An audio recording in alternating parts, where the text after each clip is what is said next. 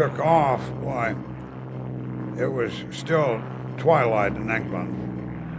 The planes formed up, flying around the field, and formed up, and then we headed out of there. But we headed west, so we could make a big loop around the invasion fleet that was going in. Most of the fellows that you talk to that went over that, both Omaha or Utah Beach, either one, looked like you could almost walk across the ship to ship, at all sizes and all kinds. It was awesome, absolutely awesome.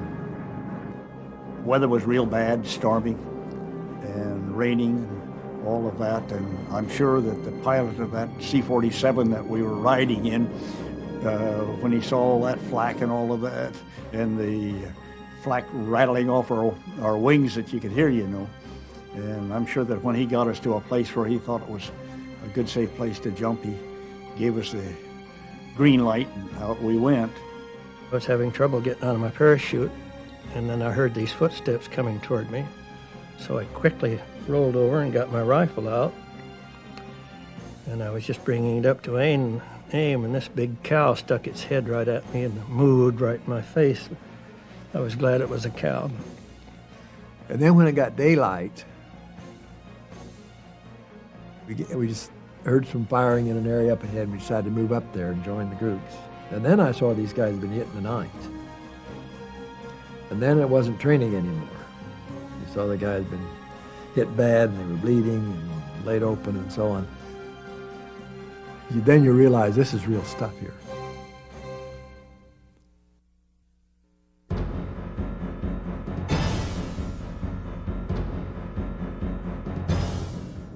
The Germans demonstrated the capabilities of an all-out aerial invasion with their attack on Crete, which they managed to capture exclusively with air transported and parachute troops. Ironically, the Germans looked at their losses in Crete and said, never again. The Americans looked at the capture of Crete and said, we need to scale up. So the Americans began the creation of airborne divisions, and they conducted many division-level operations in the war, the most famous of which being the Normandy operation. The night before D-Day, the United States put 2 parachute divisions, parachute and glider airborne divisions, into Normandy, and the British put in 1. The naval bombardment, the landings, all of that is designed to overcome the beach defenses. But the next hurdle to overcome is the German mobile reserves, because the Germans can't defend everywhere. So the Germans have central reserves that are designed to counterattack as soon as the Allies come ashore while they're still disorganized. And the principal mission of the airborne troops is to prevent that from happening.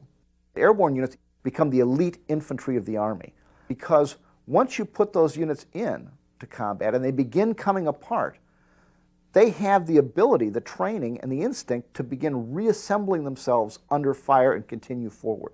And so they have much more ability to sustain combat in a hostile environment than most other people do, just by the unique nature of the experience that they've trained for. Well, we trained pretty heavy in England. I don't think I ever went through a problem or a CPX exercise that somebody wasn't killed. I mean, there was a lot of casualties. Either the gliders would malfunction, sometimes the plane would take off and pull the nose out of it, and the glider would crash, but so what, it didn't hit us, so we didn't worry about it. We had intensive training. I remember being on a practice jump in England with Colonel Schwartz. He was an ornery, belligerent type. And a storm came up, a violent storm rather, and word went out on the radios to cancel flights, come back. And he acted like he did not hear the message. He did, but he ignored it, and he jumped us. And it was wintertime. I remember landing in a cabbage field patch. The cabbages were this big around and frozen like bricks. And with that strong wind, several guys were knocked out, several broke their legs. I think one broke his back.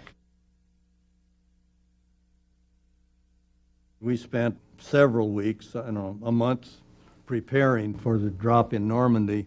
In the last week, we got word that a German unit had moved into the exact area where we were going to jump in Normandy. So the mission was changed, and we were moved to the area around Saint-Mère-de-Lys. It was always amazing to me why the Germans, we always thought they had great intelligence, that is, military intelligence, and they knew nothing about what we were going to do. The interesting thing about all the security measures is that, in fact, the Germans didn't have a clue that we had mounted a huge invasion force, a huge airborne force. And even with photo reconnaissance and radio intercept, at which they were very good, the Germans never were able to pinpoint and say, okay, this is how many troops are going to come ashore where. Even when they began to suspect there was going to be an invasion, there's no indication they were able to get any idea of the size of the invasion. In fact, they so badly miscalculated, they thought it was a feint. They thought there was another major invasion coming right after Normandy. Security was really tight. A week before D-Day, and of course they put that thing off a couple times. We were put in a gated, fenced compound that wasn't too far from the base we were at, and you couldn't get out of there. They put us in this area that, yeah, they took you out of there with armed guards. They had a guard around you all the time. They'd take us out of there to a hangar in the air base there, and they had these tables that were mock-up things of Normandy. We didn't know where we were going at the time. Then they showed us maps of where we were going without the names. It was only 3 days actually before the invasion that we knew exactly where we were going, that it was going to be France and Normandy. Eventually, one day we were taken out to the airport, and that was supposed to be D-Day, and if I remember correctly, that was canceled, and we went back, and then went back out to the airport again. The real problem with the delay is the psychological effect on the troops involved. When you've been building up to something for months on end, you've gotten totally psyched up to go up there and do it, and then suddenly you're told, okay, oh, wait a minute, let's stand down. That's always devastating. We was ready to go. But when we loaded the planes that first morning and then had to sit there for an hour, then pull out again, then we got deflated, and there was a lot of hard feelings over it. The planners anticipated that it would be some time before the airborne would be relieved by overland troops. And as a result decided that everything that they needed to fight the battle for the first several days had to be with them, that they had to carry it with them. So in addition to their own personal gear, in addition to their own personal weapon and ammunition for it, they carried a considerable amount of extra ammunition for their own personal weapon. They carried extra grenades. They carried extra medical equipment, extra bandages and medical supplies, because there wouldn't be immediately resupply of that. So there's this whole array of things that are incidental and can be supplied from the rear in most circumstances that if they were going to need at all, they needed to carry with them. That meant we were just going to have more extra weight. And already when you went to get on a plane, it took 2 guys to boost you to get it in. So you can imagine what it was when we went into Normandy. You had a full field pack, of course, and you depending on what weapon you carried, you had your weapon. It never bothered me, that part of it, until we jumped Normandy. And then they fastened a British leg pack on, and I'd never heard of them before, let alone being familiar with them. And it got me into trouble. We were really loaded down. We were packed down with everything you could carry. I had a landmine on my lap, strapped to my left leg, my trench knife to my right, yeah, 3 days rations, K rations. I don't know what all we had. Eisenhower came up and talked to us, and of course I was in the front row. And he was telling us that we could expect at least 30% casualties on landing. And he said, I want you, if you land and land safely, sell your life dearly. I'll never forget that. And, I wanted to tell him then my life wasn't for sale, but I didn't dare tell him that.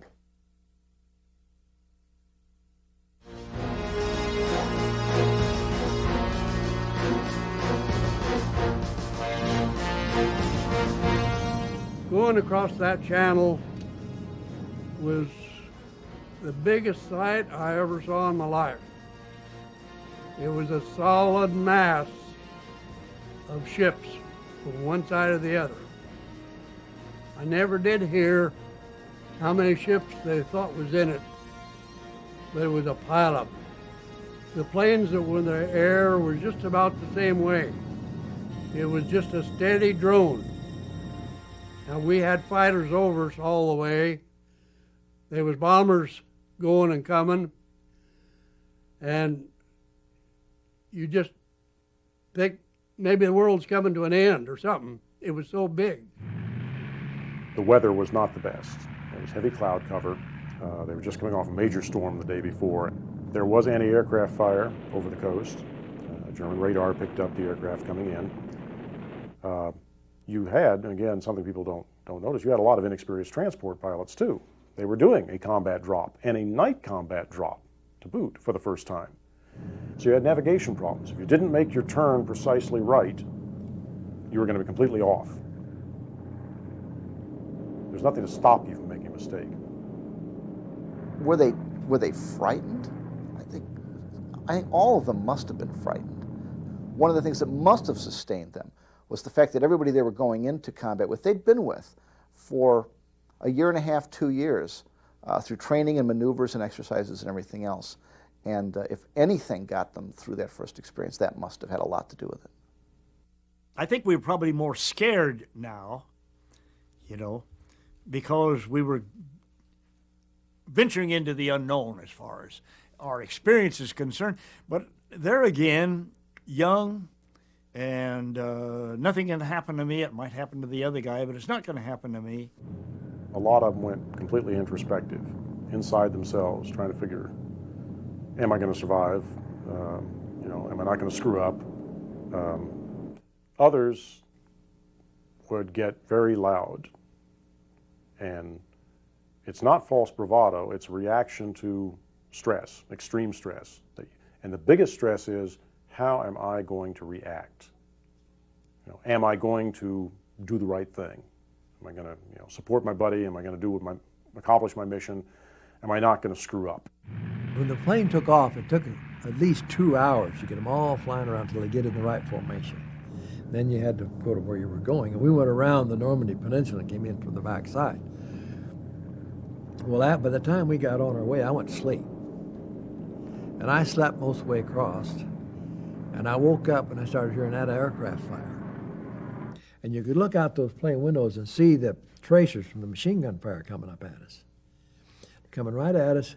By the time those shells got to where the plane was, they were slowed down. They were pretty well spent. And so when they hit that air driven back by the propellers, they would curve. And we started getting those tracer bullets going right through the tail end of the plane. Oh yeah, we were fired at, and we could hear those stuff popping through the fuselage. I don't know what it was, machine gun fire or shrapnel or whatever. We heard explosions, and we knew we were being fired on. I was rather interested in getting the hell out of there, personally. Suddenly you stop worrying about the jump itself and landing. And that's completely secondary to the idea that somebody's about to blow the plane apart around you. Not a great percentage of the aircraft were hit. The problem is that it scattered formations. People took evasive action, and thus it contributed to the scattering of the drop itself. The losses from air defense were more important psychologically than materially. Certainly the incidents of aircraft going down, so many people remember seeing that so vividly. that I think it had a tremendous psychological impact. I'm really not sure that the material impact was anywhere near that significant. We could see the fire up on ahead of us, you know, tracers and anti-aircraft guns and machine guns and fires going on down below, and so I don't know how many planes were shot down ahead of us. Our lead plane, the company commander plane, and company headquarters were shot down and everyone killed, and as that was happening, why, instead of coming in at 500 or 600 feet, why, the pilots dropped way down and took evasive action, which is a natural thing to do, and they gave us a green light. I don't even think we had a red light, just gave us a green light, and out we went. When we hit the mainland, a 50 caliber machine gun got on us, riddled bucket seats up and down one side of the whole plane. Pilot hollered back and wondered how many guys were hit. We checked off up and down the line and nobody. He wouldn't believe us. He sent the co-pilot back. He went back, nope, nobody's hit. Well, when this happened, he tipped up on the side and got out of the line of formation. So there's no lights, and he was out of formation. We got strict orders not to go back with the plane, and we told him to fly back in 3 minutes, and we'd go. We came in over the coast and flew over the coast for a few minutes. And at one time, our plane got caught in anti-aircraft fire, and the plane dove for the treetops. I think that must have been just about where the point where we were going to jump. The plane dove for the treetops and flew as fast as possible to get out of there. And before we knew it, we were over the water on the other side again. I was wondering what's going on there. We going back to England or what? Then the plane turned around, flew over the coast again, inland from the other side, flew a few minutes, and gave us the green light, and we jumped.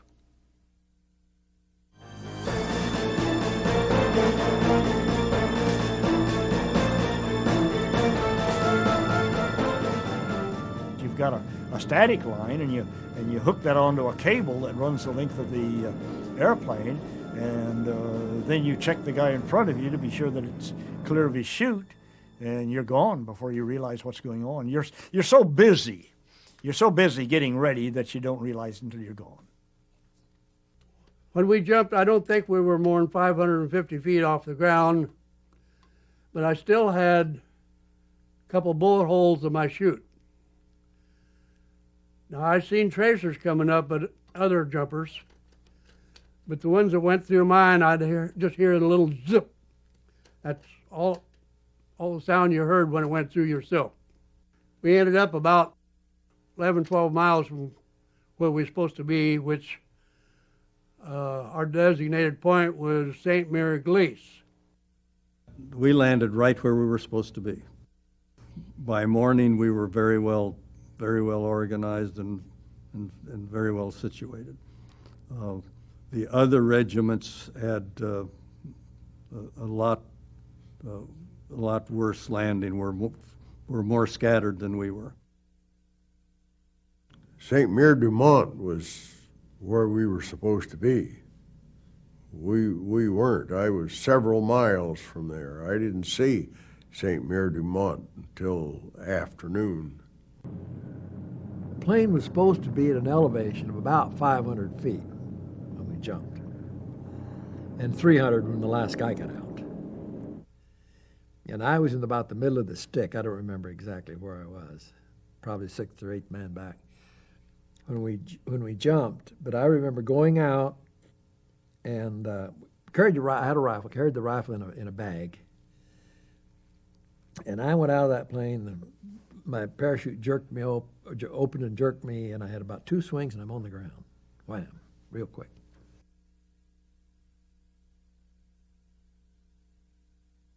lot of Normandy, to this day, is either very heavily overgrown, the famous hedgerows, but also woodlots, isolated trees, swamp areas, marsh, and any of these are very dangerous to drop into. And then, of course, you're dropping at night. And I suspect there were an awful lot of minor injuries among the airborne troops that got lumped in with the combat casualties for the day, because I knew a lot of paratroopers in the Army, and its injuries are a fact of life in peacetime. Now you're overloaded, coming in at night into rough country, usually into country that is not where you're supposed to be, and you're just asking for injuries. There was a lot of them that lit in the water and drowned because they had the pockets full of stuff and their guns and so on, and they couldn't swim. And some of the water was too deep, but some of it was shallow enough that they could walk on the bottom and get out of that water. And a lot of them got killed there. A lot of Americans got killed in the water. We were just getting ready to get on those planes, and somebody came and fastened that leg pack. I don't know what was in it. I couldn't get up into the plane by myself. They had to help me up in there. So I landed with that thing over my head in water. And I couldn't get it off. So here I am like some kind of a fish jumping up to get a breath of air and then go back down. And I'm a non-swimmer. So this was something of a problem. I did get it loose, and then I discovered that I'm in 7 feet of water here, and it's 18 inches deep here, and it's 18 inches deep here. I'm standing in a ditch. This is the area that the Germans had flooded. I landed in an elm tree. The canopy of my chute drifted over an elm tree, and when I came down, my back hit the back of the hedgerow, which is always, it was a lot of brush. It's like backing into a cushion. My feet were touching the ground. When we jumped in Normandy, I hung in a tree. And I couldn't see anybody, I couldn't see anything, but I thought after you're there for a while, your eyes kind of become used to it. You can see silhouettes and stuff like that. And I thought I saw a man. Pretty soon I heard a click, click. And I knew what he had. He had one of those smirk guns. They were, you know, you could shoot multiple shells. And when he done that, then I could see him move his arms, you know, and he was ready to shoot down at me. He didn't know I was there. He thought I was, because he see the plane. He could see the chute hanging in the tree. Boy, I reached down and got my knife, and I cut myself down, and I rolled out. He did. Then he left. He thought he got me. After we landed and we were so damn dispersed and away from where we belonged, I don't know where, I couldn't go to the map and tell you where I landed. All I can tell you is that I wasn't anywhere near 101st people. I don't even know where the people out of my plane landed in relation to me. The scattered drops create so much confusion that they didn't know where our center of activities was or what we were doing. This was further compounded by dropping dummy parachutists. Now, I never saw a dummy parachutist, but I was told they were small bodies, not man-sized, maybe 3 feet tall, and they were dropped all along the west coast of the Cherbourg Peninsula. And that, too, added to the confusion of who was where and what their actual mission was. But the Germans took a long time to recover and figure out where the attack was really coming from.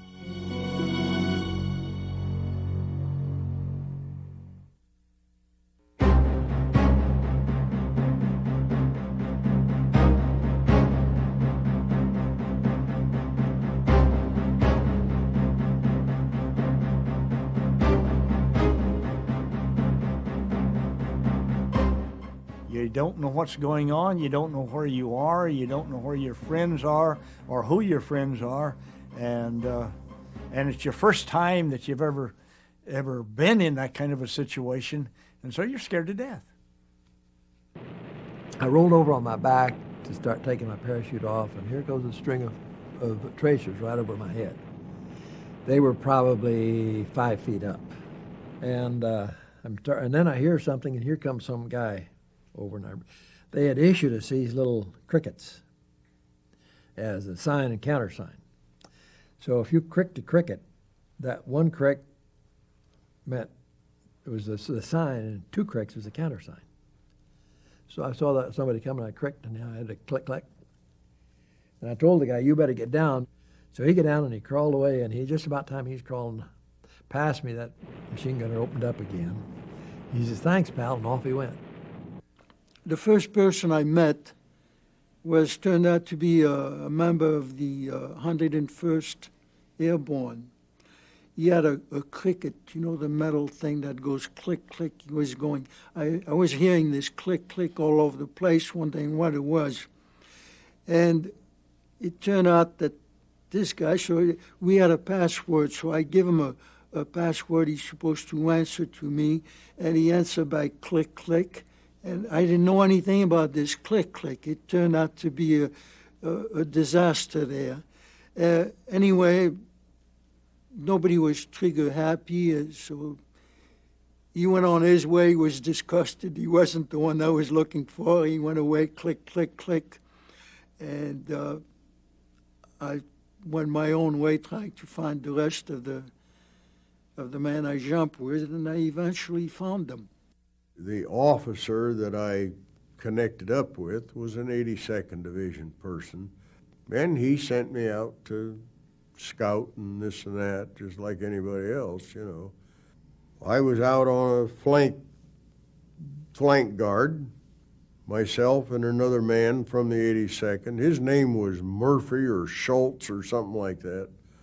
And all of a sudden, 40 feet in front of us, a machine gun opened up on the group of men. Now, these men are going up a causeway that's got water over it. There's no place to go. Thankfully, we were able to get that machine gun before they did a whole lot of damage. But we got both of them with grenades before they even knew what was happening. I heard some Germans, and they were coming into the field from the other end. And the only thing I could do was hide in the fence row, and this one German coming down on my side, I didn't think he could see me. I was kneeled down and behind some pretty thick stuff. But all at once he must have got an outline or something, and he whirled and shot right from the hip. The first shot missed me, but the second one got me right in the hip. And I couldn't even get up. I kind of rolled out of partly out of the hedgerow, and he come over to me, and Danny heard this going on, and he worked himself way back up the hedgerow, and this guy was going to finish me off, and Dan finished him, so I always gave Dan credit for saving my neck. The squad would walk in the dark, and it goes one way. You meet a hedgerow, and you can't get through it. So you turn around, you follow it this way, that way. It seemed to me that they were going around in circles. And I remember in back of me were 2 medics, and the last one bringing up the tail was a corporal. And we were following this through the hedgerows, and at one point they stopped. at the corner of the hedgerows, and they stopped. I'd look around the corner of the hedgerows if they were still there, and come back to my position and waited. And after a while, I went around the corner. There was nobody there. They were gone. The rest of the squadron were gone. And back of me was his two medics and the corporal. And so I talked with the corporal and decided that they didn't know what they were doing anyway. They were going on in circle in there with the hedgerows. There was no way to go straight. You couldn't get through a hedgerow. You just had to follow it until you found the way out. So we decided they didn't know where they were going. We wanted to go the other way. So I talked with the corporal. We decided to go our own way. The two medics didn't want to go with us. They left, and I never saw them again. I hope they find the rest of the platoon. And here comes a German soldier with he had his burp gun hanging over his shoulder, his submachine gun. And I had my rifle in my hand, so I shot him. And then I shot him again, and then I threw up. I made my way into St. Mary-Glise, and everything was quiet there. I guess I was one of the first guys in there, except we had what we called pathfinders, and they went several hours ahead of our regular jump to okay the landing site for us as we came in. They had their little bleeper radios. But as I walked down the main street of one of the main streets of St. Mary-Glise, which is a little village, there was a row of trees along the side, and practically every tree had a paratroop pathfinder hanging in it by his parachute. And they were all riddled with machine gun bullets and blood dripping on the sidewalk. Our mission was really centered around St. Mary-Glise. At that time, there were not a lot of roads. St. Mary-Glise was a major road intersection of roads from the north, from Cherbourg, from the west, and from the south. Would be a major road hub for anybody counterattacking Utah Beach. So our role was to block all of the accesses to Utah Beach to give the beach landing forces protection until they could come up and join us. As I walked up the street, another paratrooper came around the corner and met me. And we walked, I forget which way, but down one of the streets, and we came to another corner. He went around one way, and I went around the other. And I hadn't gone 100 feet or so until I heard a shot, and I ran back and hollered. Down the street he had gone, there he was lying on the sidewalk with a bullet through his chest, and he was breathing his last. I looked around, and I couldn't find anybody who might have done that, but down at the end of the street there was open tree area, so I imagine there was a sniper hidden in there. As I walked around the next corner, I saw one of our paratroopers sitting under the trees back in there, so I went back to see what was up. And he wasn't really sitting. The parachute was hanging on the tree, and he was in a sitting position. When I got close to him, he had a bullet hole right between his nose and his eye. Somebody had gone up and shot him with a pistol. And this was a little guy, he was about 18 years old, who had played football with me a couple of 3 weeks before in England. So it made me feel kind of sad about that.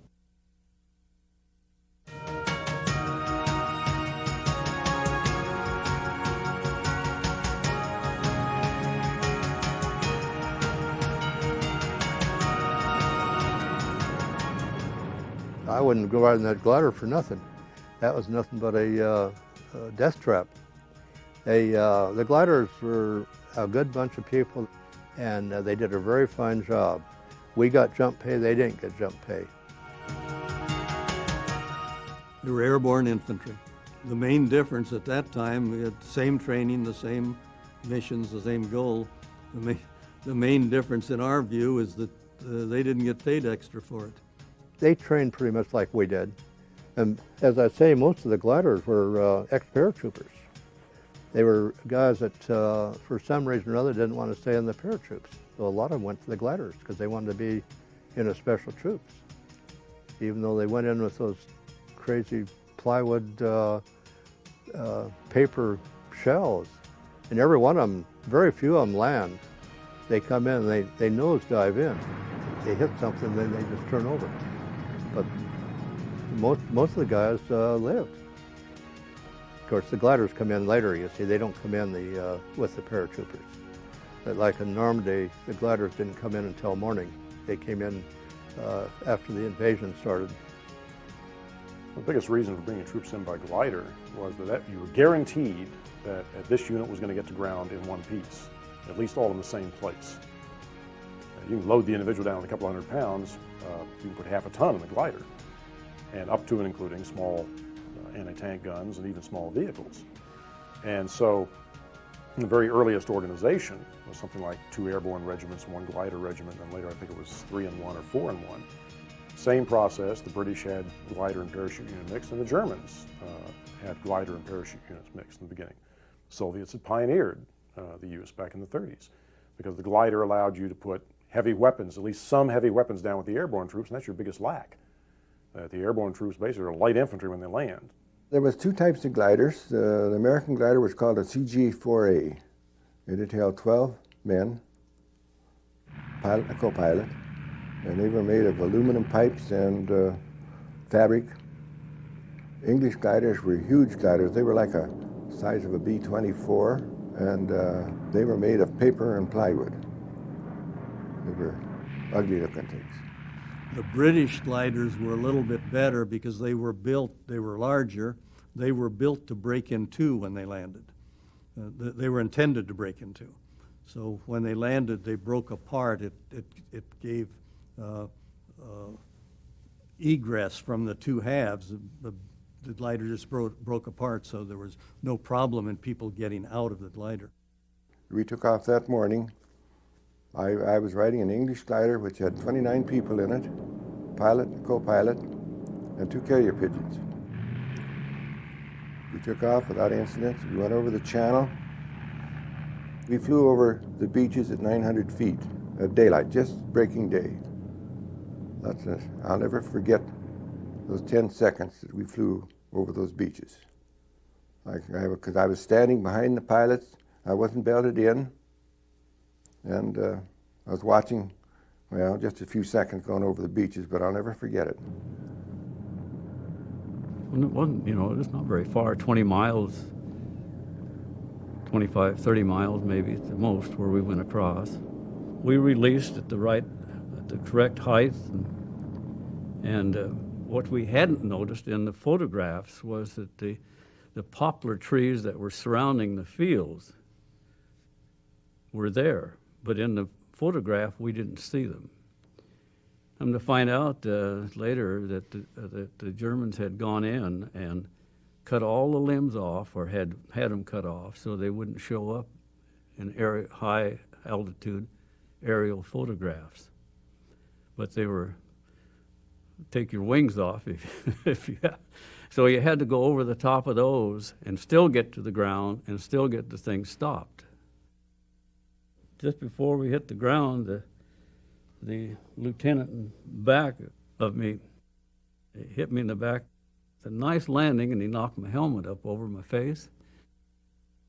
So I didn't get the glider straightened out. Now this all happened so fast, and I think this is about what it was. We hit the ground going a little bit sideways, maybe not 45 degrees, but enough to shear the landing gear off.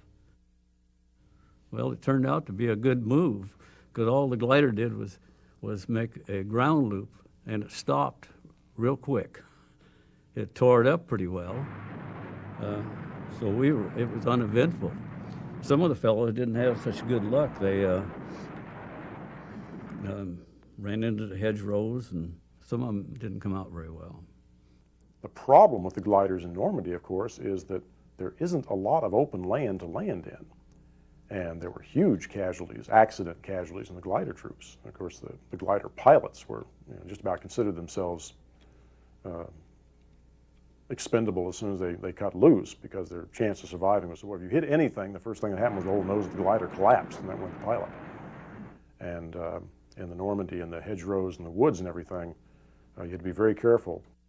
Our tow plane, which was a C-487, it was shot down. So we had to land, and we didn't land anywhere near where we were supposed to land. The area where we landed was hedgerow country, little bit of plots. Our glider landed, crash landed, went into a bunch of trees. I fell out. 29 people were killed. I was the only survivor. Normally, we were told we would become ground soldiers when we got on the ground. Most of us thought, well, hey, we did our job. So we reported to headquarters, and they told us, yeah, we had done our job, and we were to get back to Utah Beach. And they were short of glider pilots. And I guess they used all of them on D-Day. So we were told to get back the best and quickest way we could. We landed among German soldiers. They were as scared as we were, and tried to find an outfit. Most of the officers were killed. It was bedlam for a day or two till we got straightened around. And I think I've often told the people that I've talked to, I said the biggest problem we had, the Germans wanted to surrender, and we had to have a compound to take these German prisoners. There was rifles, grenades, anything you wanted to find on the ground, arms of any kind. We spent the hardest part of our time, the first few days, was disarming the French people.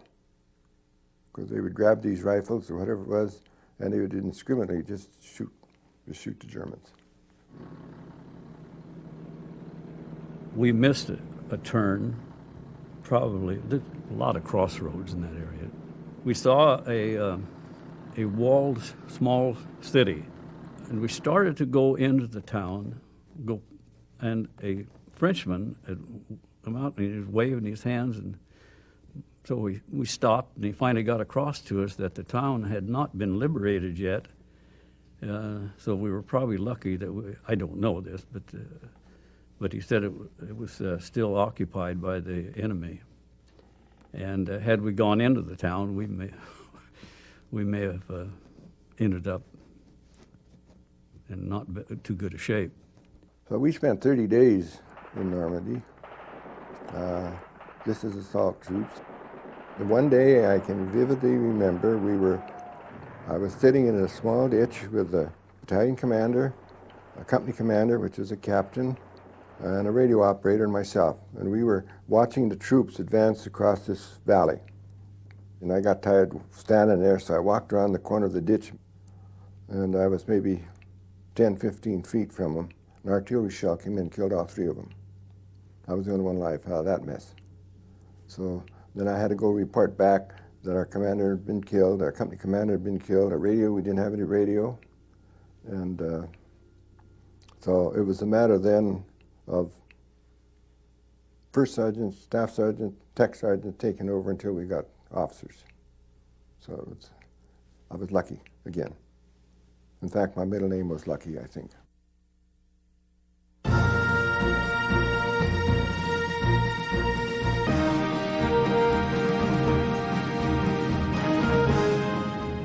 Their initial drops really are, despite all the problems they encounter, overwhelmingly successful.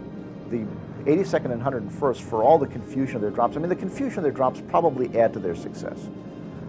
The Germans are unable to ever figure out exactly what's going on there until it's probably too late. The Airborne is able to capture the important choke points and secure the important exits from Utah Beach. So all of that goes real well. The Airborne is then reassembled, and although the original plan was to pull them out pretty quickly, they end up staying in Normandy for quite a bit longer. They had some still pretty strong units, and those were committed to the real grinding infantry fighting that was necessary to enlarge the beachhead. The most amazing thing with all the incredibly detailed planning that, as far as I can tell, nobody had planned for the bocage. Some of those hedgerows were solid dirt 6 or 8 feet high with brambles on top, and then they might have been 8 or 10 feet thick. So they were a formidable barrier. They were favorable for the Germans who knew the area and knew where all the roads were, and it was a great defensive location to be in. But for those of us to have to attack or move through the hedgerows, it was very difficult. Nobody had talked to anybody that had actually been to Normandy, and Lord knows there were plenty of people in Britain that had been to Normandy, and asked about the terrain, that once we're off the beach, how are we going to be able to maneuver and advance, even though the planning was for a very slow advance. It's still, what are the peculiarities of this terrain? Because it is peculiar, it is unique. Nothing, until they ran into it. And then suddenly it was, oh my, this whole new tactical problem, which the American Army solved very quickly, but it was a bloody solution. Hedgerow fighting was very difficult. It was an awful lot to ask a guy to say, okay, I want you to go and scout out this next hedgerow, because the chances of him coming back were very slim. Boy, when you encountered hedgerows, you knew darn well it wasn't going to move very fast. Some Germans had made a little invasion into the area, and we went out to see what we could do with them. Eventually we came to a hedgerow, and we were fired upon from the hedgerow, so we turned the fire and dashed over to it. And there were some foxholes on this side of the hedgerow. Some Germans popped out of that, surrendered, and the others were on the other side of it. I remember one of the guys went down the hedgerow and stuck his gun through to look for something, and the German grabbed the gun and pulled it from his arms and shot him. And I remember also one of the privates asking the lieutenant, what should we do with these prisoners? And he said, take them over there and shoot them. We started running from hedgerow to hedgerow. And one shot rang out, and the guy that was running with me, he took 1-2 steps, and then he fell. And I stopped to see if he was, if I could help him. And there was a hole in the helmet on this side, and it went through his head and bulged the helmet on this side. So we were looking straight ahead and up out of the middle of a hedgerow, right out of the hedgerow, like a pot blind a duck hunter would have, dug right down through the hedgerow. Here comes a German helmet. And he's looking diagonally to his left, and we were to his right. So he goes up with his Tommy gun. I go up my carbine. I wasn't shooting, but I hit John in the butt with it. But as I did, he blasted that Tommy gun and tore that poor guy's head to smithereens. Out of the corner of my eye, I saw a gap in the hedgerow the Germans were running past on the other side. So I ran out in the middle of the field, and as they came through that gap, I started picking them off. That was my my second human being to kill, which I wouldn't ever brag about. But I don't know how many I had shot before some sniper got me, hit me right here, and I don't even remember being hit, but I do remember lying on my back and seeing the clouds go by, and I was just kind of in dreamland until the pain came.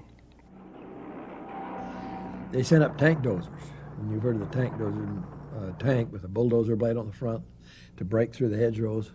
And we moved on out from there to the end of the hedgerow area. That was about the end of our action.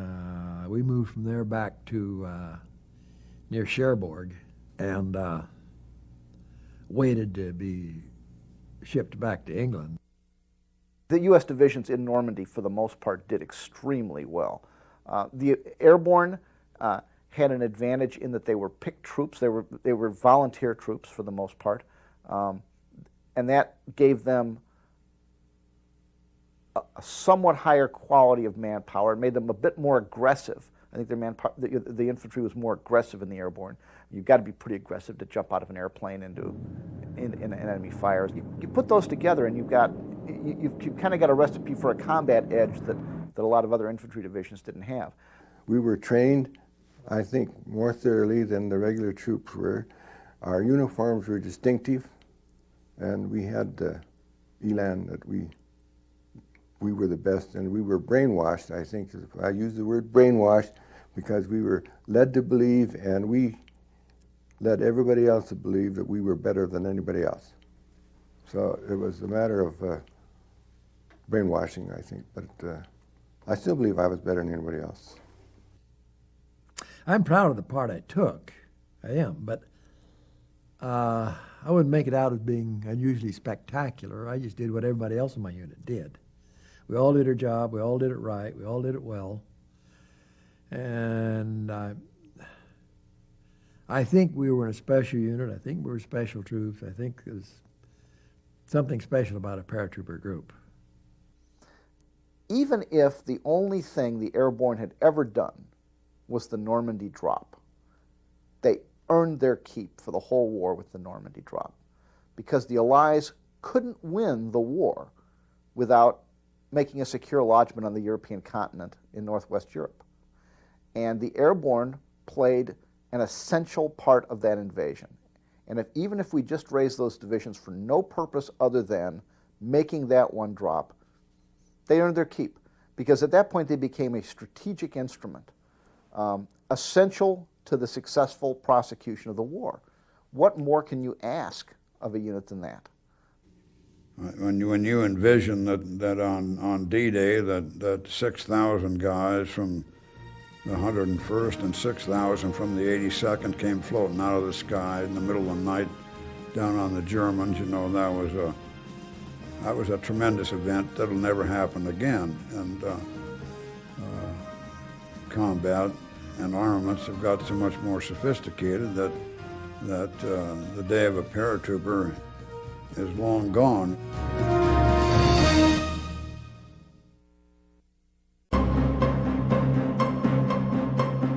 On the 17th of September, the 101st Airborne dropped all around us that Sunday. First there was one plane, kind of low, you know, a big plane. What kind it was that we didn't know. The other guys, they were going to run. I told them not to run. They got a star instead of a cross. The German planes, they had a cross. And then pretty soon it was right over us, and the door went open and jumped out. That was nice. The sky was full of paratroopers.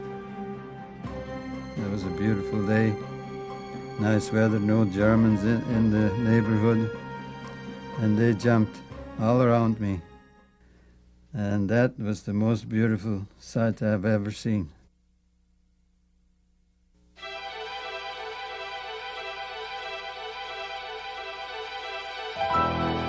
The U.S. Army had trained almost entirely for mobile operations. The big Louisiana maneuvers, every divisional maneuver they'd done was for rapid mobile operations. Yet the planning for Normandy assumed essentially World War I trench warfare, a grinding attrition for 6 months or more, and that it would be 45 before they actually got near the German border. And it was a grinding attrition battle for less than a month. And then turned into a sudden breakout, which was exactly what the U.S. Army had trained for. General Patton's Third Army dashes through France toward the Rhine. British armies slash through the heart of Belgium, outflanking thousands of Germans along the coast. With great event. After the British were able to liberate Belgium so quickly, and in fact got a toehold into Holland, there was an air of euphoria about the fact that it seemed like the Germans were about ready to collapse, that all they needed to do was one more good push, one more good hit, and the German front would pretty much crumble and we would end the war before Christmas of 1944. Everybody thought, well, yeah, they're going to collapse. We've got 500,000 prisoners in the bag. You know, the army has disappeared completely. And there was still the thought that it would be over by Christmas. And so in many ways, the battle turned out about as bad as it could for the German army. They were slowly attrited down till they couldn't hold the front, and then they were virtually overrun to the point where by the time they got back to Germany in the fall, the whole framework was gone because everything had been overrun. Once the Allies break out from the Normandy beachhead, they begin this rapid, incredible advance across France.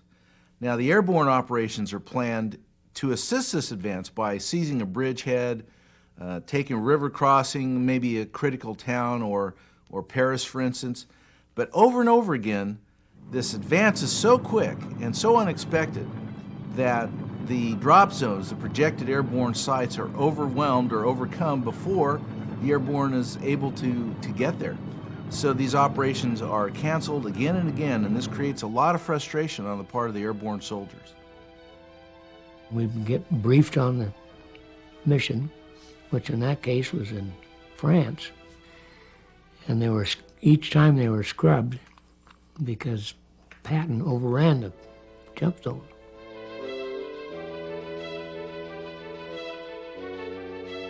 It was very disappointing to get all ready for something, and then it's kind of like getting a rug pulled out from underneath it.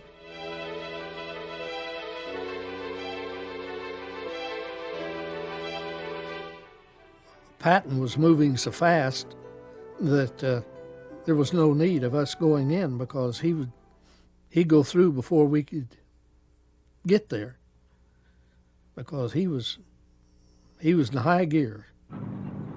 So that didn't make me unhappy at all. If he wanted to do that, well, that's fine. Just after they broke out of Normandy in France, they surrounded a bunch of Germans and they closed what they call the Falaise Gap. We were supposed to close that. Well, they didn't need us. So then we were called to a marching guard to jump outside Paris. They decided the army had moved fast enough they didn't need us. And the same thing, Flanders in Belgium. And they moved fast enough they didn't need us. We had been back in England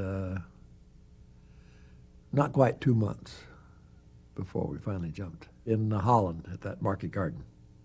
Market Garden is Montgomery's show. It's 21st Army Group's attempt to breach the Rhine quickly. Montgomery believes that if he can put a substantial force across the Rhine, north of the Siegfried Line, not only will he be free to move on the Ruhr, but he will have outflanked the Siegfried Line from the north. And it becomes a high priority mission for Montgomery. Bernard Montgomery, the commander of the British and Canadian forces, was absolutely certain that this could happen, and he was encouraged because his British Guards Division and other units had been able to push forward very quickly, as fast if not faster than the Americans, and he was convinced that his front was where to make that final thrust.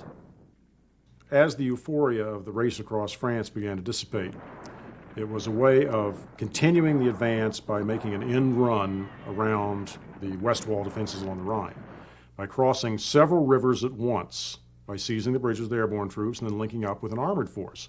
And so essentially they had every major river assigned to an airborne division, 82nd, 101st, British 1st.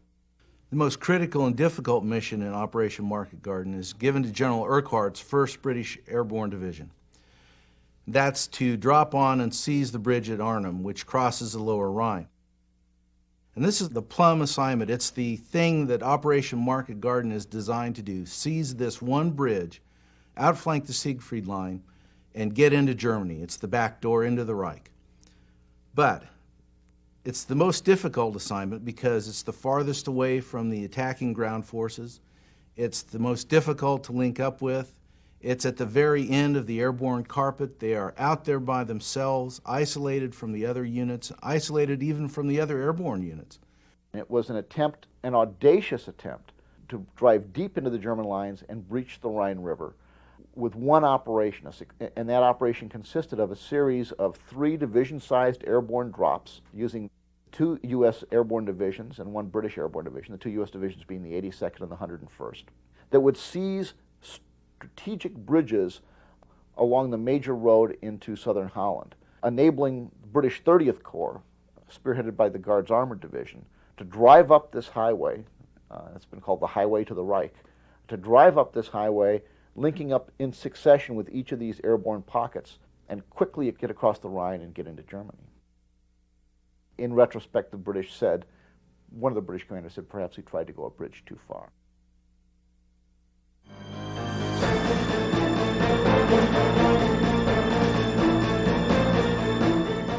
In Normandy and Sicily and Italy, those were night jumps. And the next jump we made was in Holland, which was a daytime jump, and from that standpoint, much, much more successful because we knew where we were going and could see and so forth. Those night jumps, seems like everybody was lost. They'd certainly learned a lesson from the night drop on Normandy, and that was that so many troops were scattered so badly. and that they had so many specific targets they had to hit in Market Garden and had to put troops on quickly, that it was more important for them to make sure that the pilots they had, who weren't real good at night flying anyway and night navigation, could actually find their targets and put the troops on them, than it was to get the security that comes from a night drop. At that time of year, they're running into severe weather problems, and all airborne operations are predicated on the weather. And so you were really, your options were varied. If you try to drop at night, you may also be dropping at night in a storm. And they'd already tried a night drop at Normandy, and nobody wanted to experience that again. And I think that had a lot to do with it. Leaving logic aside, all the planners looked at the casualties and the scattering and the horrible confusion at Normandy. And even though there were some marvelous successes, nobody wanted to take the chance because they are planning an extremely tight operation with very, very specific targets. They're not trying to disrupt the entire German rear area as they were at Normandy, in which the scattering might actually work to your benefit. Instead, if the battalion is supposed to seize Bridge X, lands Y, the bridge doesn't get seized, it gets blown, the operation comes to a halt. So they were pretty much had to get the best weather and the best visual conditions possible, and that meant a daytime drop. That also meant taking the chance that you're going to run into much faster enemy opposition because they're not going to be as confused about where you are. The Luftwaffe's aerial response to the drops is really quite minimal. I think no more than 15 or 20 transport planes were shot down in the entire course of the operation by German fighters. They do lose a number of aircraft to anti-aircraft fire. The German army in the sector is recovering, and flak does do some damage to the transports. But on the scale of Arnhem mistakes, I'm not sure the daylight drop is near the top of that list. I never felt that anybody was concerned about jumping into Holland at the time. I really didn't. Maybe they would have later on, once they were in a plane and so forth, get a little more concerned, but getting ready to jump, or being in England, getting ready to go over there, as a matter of fact, I think that some of them were happy. We loaded up, took off, and then started flying around in big circles. And they had so many planes, we circled around. I don't think we headed out in formation for it was at least an hour, maybe 2 hours. It was a long time, whatever it was. Because they had so many planes that they had to get them all in the air and then form them up. And by the time they got through, by the time the first guys were jumping in Holland, the planes were still, the other end of the line was still in England. It was that many planes. We went into Holland, and that was the day jump, our first day jump, and I was a Pathfinder. And we went in and we jumped in about an hour before the main body. As we was going in, we came up through southern France. As we went across the line, our plane got hit, and there's a hole in the fuselage about the size of a Jeep, but none of our people got hit. But our plane was on its way down when it got to its DZ, its drop zone, where we were supposed to go between Grave and Nijmegen. And we jumped in at about 400 or 500 feet above the ground is all. And by the time our chute opened, was on the ground, which that probably saved our life because the Germans were firing at us. Our plane went on and we saw a big cloud of smoke, and it must have crashed over a little hill. We flew from the same air base out of England that we did on D-Day. And the whole Air Armada that took off and flew crossed over London on our way out to the Channel. Flew out over the Channel on a beautiful, beautiful Sunday day, and then swung up to the north, up the middle of the Channel, and we were heading to our drop zone, which was north of Zaan, Holland. Nice sunny day. We were going in to jump, and McDonald, my assistant gunner, he pointed out the window, and I see these holes coming up through the wing of the plane. And about then we went out, and the engine was smoking. We went out. That plane went down, but all the crew bailed out. We saw the crewmen later, some of them, they said they all got out. That flight over was about 20 minutes over land. and we had anti-aircraft flak all the way. You'd see a burst above you and then one below you and 1 year elevation. You knew that you were getting zeroed in. But we didn't lose very many planes. But I was, in that jump, I think I was the most anxious to get out of the plane that I had been on any of them. We were in formation, but we had fighters protecting us all the way. And you can see the fighters. You know, they were up high, then they'd swing down. You had one group that's high and another one is lower than that. So, you know, they're coming in. If they got ground targets, they can go in and strafe, and the other ones, you know, take care of fighters that come up. In Holland, I was in the door. I stood in the door. I was the first one out of our plane.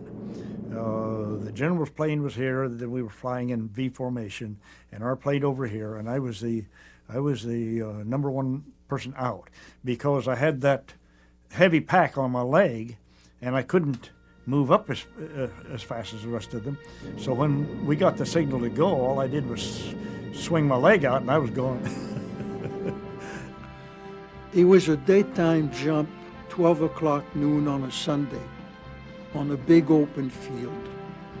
Huge open field. It was very,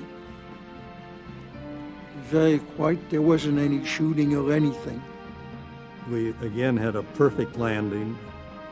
I landed in a cabbage patch, very soft, deep, soft, well-tilled soil, a beautiful landing on a sunny day, just as people were coming out of church in Holland, and we got a royal reception. There were no fighters. We didn't have any action, air action on the way. And we all kept in formation, and we dropped exactly where we were supposed to drop.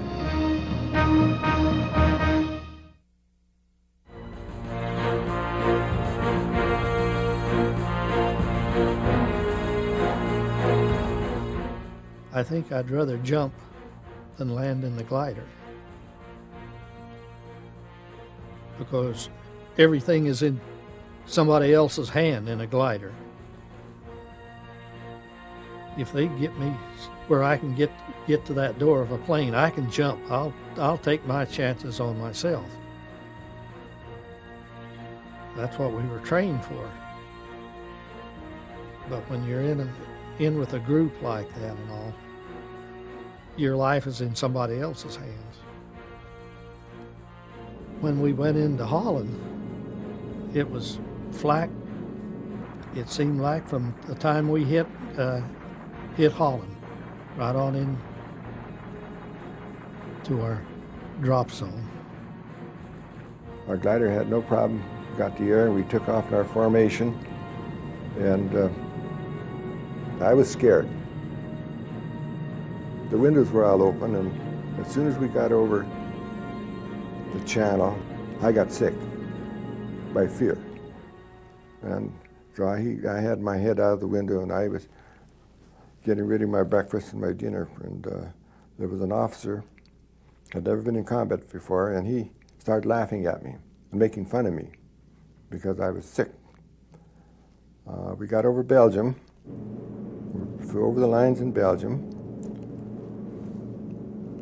and the Germans were shooting at us pretty heavy, and the bullets were coming up through the glider, and our pilot got hit. Not too bad, but he got hit pretty, so he was wounded. And I looked back, and this American officer, he had his head out of the window, and he was losing his breakfast and dinner too, because he was scared too. Coming into Holland, of course, we going in the corridor over Holland, we ran into intense anti-aircraft fire, but the tow pilots were briefed to go in as low as possible, so we went in at treetop level, and this was a great advantage to the tow planes and the glider as well, because we could see the enemy down there, and they couldn't move their guns and artillery fast enough to keep track of us. So it was to our advantage, but it was kind of scary to. Several times I noticed that the red flash of tracer bullets between the tow plane and the glider, and you realize that there was five shells in between those. Anti-aircraft fire is probably more dangerous to gliders than it was just about anything else in the sky. And anywhere there was heavy anti-aircraft opposition, the gliders took some extremely heavy casualties. In addition to the fact that even under best conditions, you're making a controlled crash. And in the areas they consistently drop gliders or paratroops is not wide open plains. Holland is notoriously heavily built up and fenced, and a fence and a glider don't mix very well. And unfortunately, when a glider has problems, it's not a question of losing one or two men, it's usually losing the entire glider and everybody aboard. More importantly, tactically, is the gliders carry, as I mentioned before, the heavy weapons. And you lose a glider, you're liable to lose your only anti-tank weapon, which can be a serious problem, or your communications equipment, or your heavy weapons you're relying on to save your lives in making an assault or holding a position, or worst of all, your ammunition supply for the operation.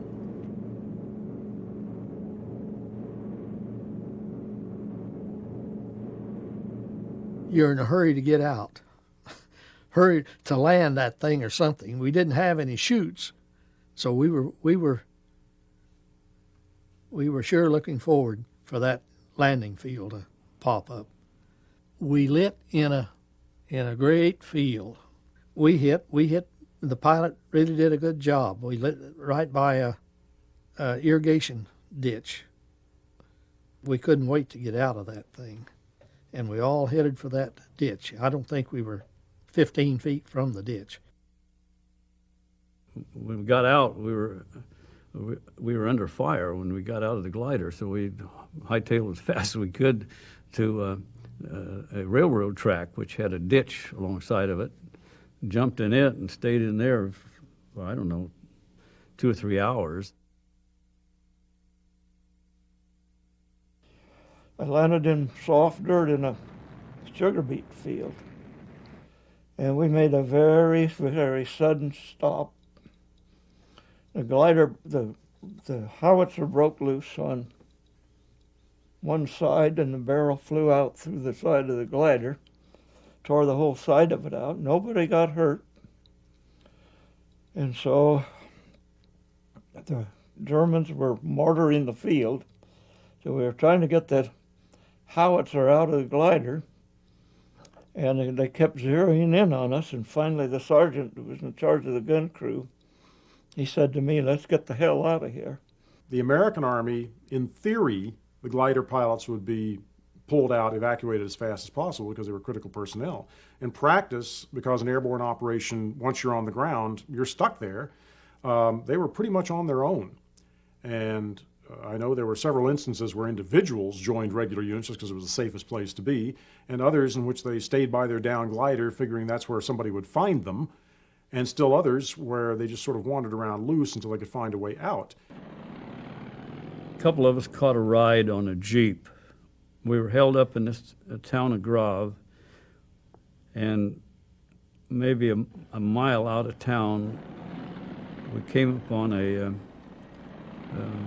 truck that the small arms fire was just exploding inside of it, so you didn't go around it. One of the troopers with his field glasses was looking down the road, the road was just straight for as far as you could see. And we'd gone over at the side of the road and taken a leak on the side of the road, and this guy hollered, "Look out." And we jumped in the ditch, and I don't know what else he said, probably there's fire coming or whatever. Apparently he had seen through his glasses, had seen this tank pull up on the road and swing his gun around, and he knew what was going to happen. Well, he missed, whatever. I think they were shooting at the three of us, because out in the field beyond that, the shell hit and exploded. And I'm sure he's not that bad a shot because the next 3 shots hit the Jeep. It just boom, boom, boom. And blew up. So we made our way back to town. It wasn't very far. And we spent the night in town. And the next day we heard word that they cleaned out the enemy in this town that the tank came from. We went through it before they had cleaned up the mess too. Oh, it was pretty bad.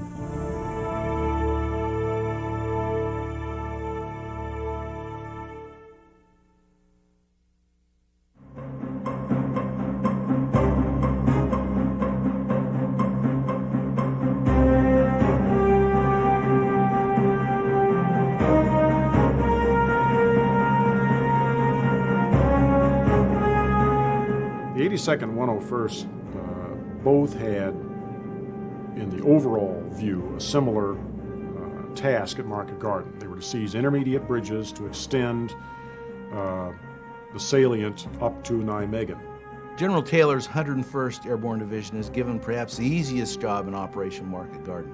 They're jumping closest to the projected British link-up force on the ground, and they have to seize the bridges at Eindhoven, at Zaan, at St. Oderode, and Wegel. Altogether, they have about 15 miles of highway to seize and hold open so that the British link-up force can pass through and reach the 82nd Airborne. Our division was the first one in, then the 82nd further in, the British clear up at Arnhem. But it was, when we landed, we just gathered up our gear, almost like we were in training. We knew where we were supposed to go, we went, we took the bridges. There were 4 bridges in this little town of Wegel. 2 railroad, 2 highway bridges we were supposed to take and control till the British moved their army up through there. We were sent to Ivanhoven to take the bridge, and we took it. But it wasn't a very easy process. We took Eindhoven on the second day. It took us more than one day to get across the canal at Zaan because the Germans blew the bridge up and we had to ferry across in boats or whatever. In the case of the 101st, the bridge essentially was blown in front of them, and they had to make an assault crossing of the river. And this is something that I don't think people, again, recognize one of the basic problems of airborne troops. They are trained as assault troops. They are equipped as light infantry. So when they make an assault of any kind, they're doing it without the tanks, the heavy weapons, the artillery support, or anything that's considered to be a prerequisite for making an assault. And yet it succeeded. Then we took Eindhoven the next day, which was kind of, if they show the pictures today, was like a parade. All these people just came flocking out of their houses. It was an exciting time after the airborne came down. Very exciting for us.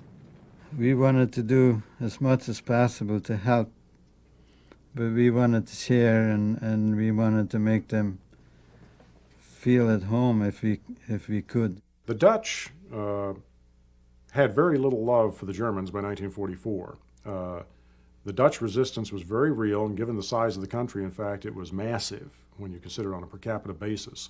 German reprisals, while they had not reached the levels of barbarity shown in the East, had not been gentle. Right from the very beginning with the bombing of central Rotterdam and the other events took place in 1940. And this is true both for the British and the American troops in Holland, that they were welcomed as liberators. Within a few days, the German army had surrounded the town, and then we were on the defense again.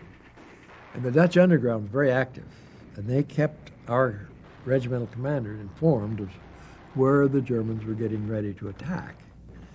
And my company being the reserve, mobile reserve, we would move at a run, not a fast run, but a double time run, across town set up to meet the attack. And then we would move across the other side of town for the next attack. And we did that for several days. We took a fair amount of losses there.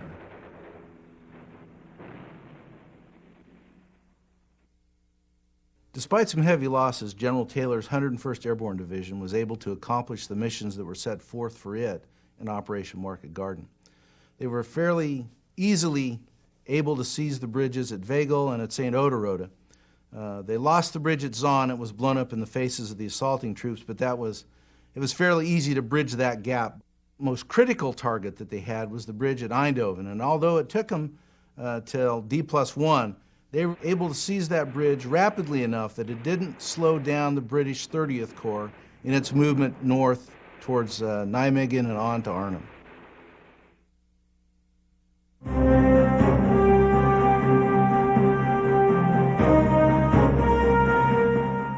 If you look at what the 82nd is doing in their sector, they have several bridges that they have to take.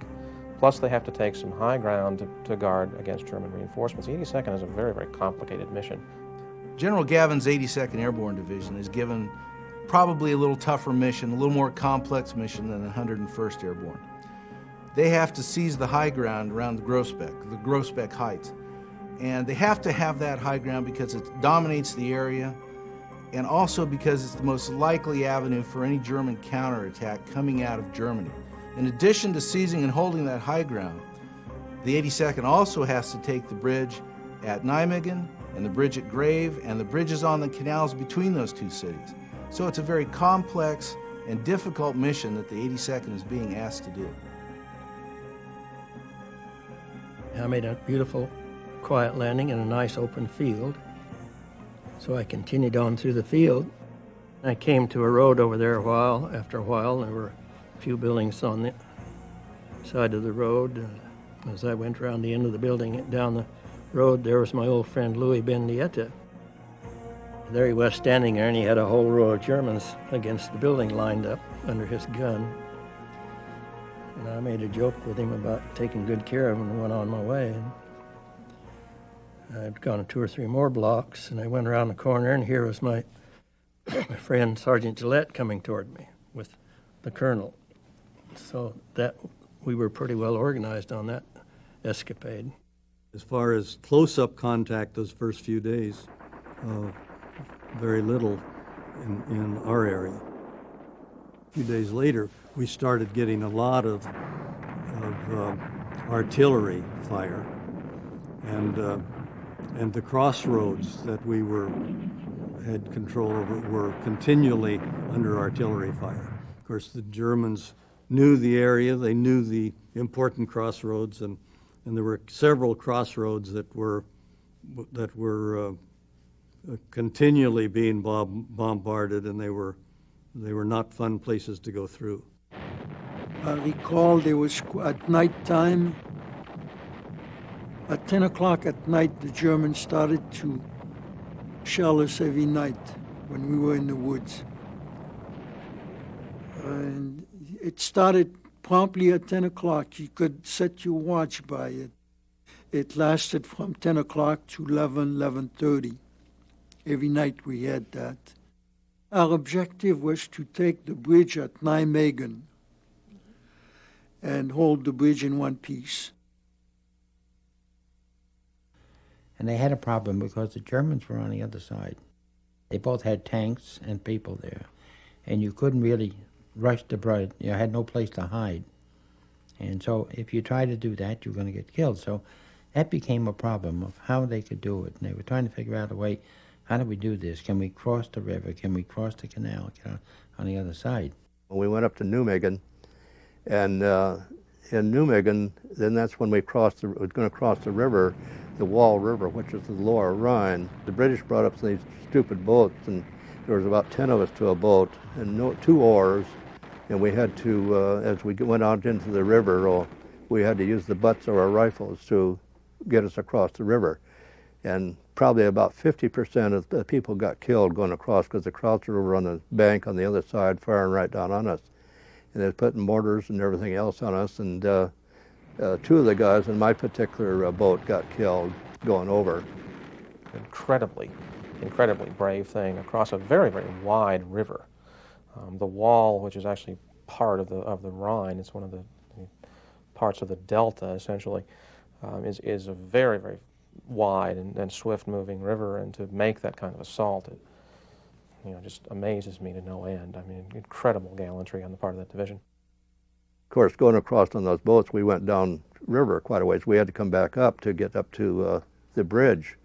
And so we came back up, and then on our way back up, well, one of our lieutenants, he stood up on the bank, he said, let's go, and as he said, let's, the machine guns just cut him right in half, so we didn't have him anymore. And so, but we went ahead and moved out anyway, and we went on up to the bridge, and we took the bridge then. General Gavin's 82nd Airborne Division is also able to accomplish their missions in Operation Market Garden, although with more difficulty than the 101st. They're able to seize the Groesbeck Heights and hold them against heavy German counterattacks. They're able to take the bridge at Grave and the canal bridges. They lose one, but it's easy to bridge that gap. The most difficulty they have is in Nijmegen.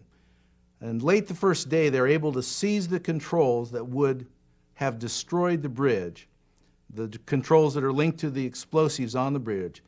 And that keeps the Germans from blowing that bridge up in the face of the assault forces. But heavy German resistance stalls the 82nd, and it's only after this gutsy cross-river assault against heavy resistance that the 82nd is able to take the Nijmegen Bridge and pass General Horrocks' 30 Corps through towards Arnhem to try to relieve the beleaguered British airborne forces there. Their problem, again, was sustainability. And being able to continue to do that for any length of time was a real problem. The advantage, of course, was that they did get linked up with the British in fairly short order, with the British armored units. But you still suffer a lot of casualties when you don't have that heavy weapon support, and that's what you're going to land with. And their initial operations at Nijmegen and clearing the forest and holding open the road were done without heavy weapon support and without a lot of air support either. And again, over a short period of time, they would suffer a great many frontline infantry company, rifle company casualties because they had no other choice to do their job.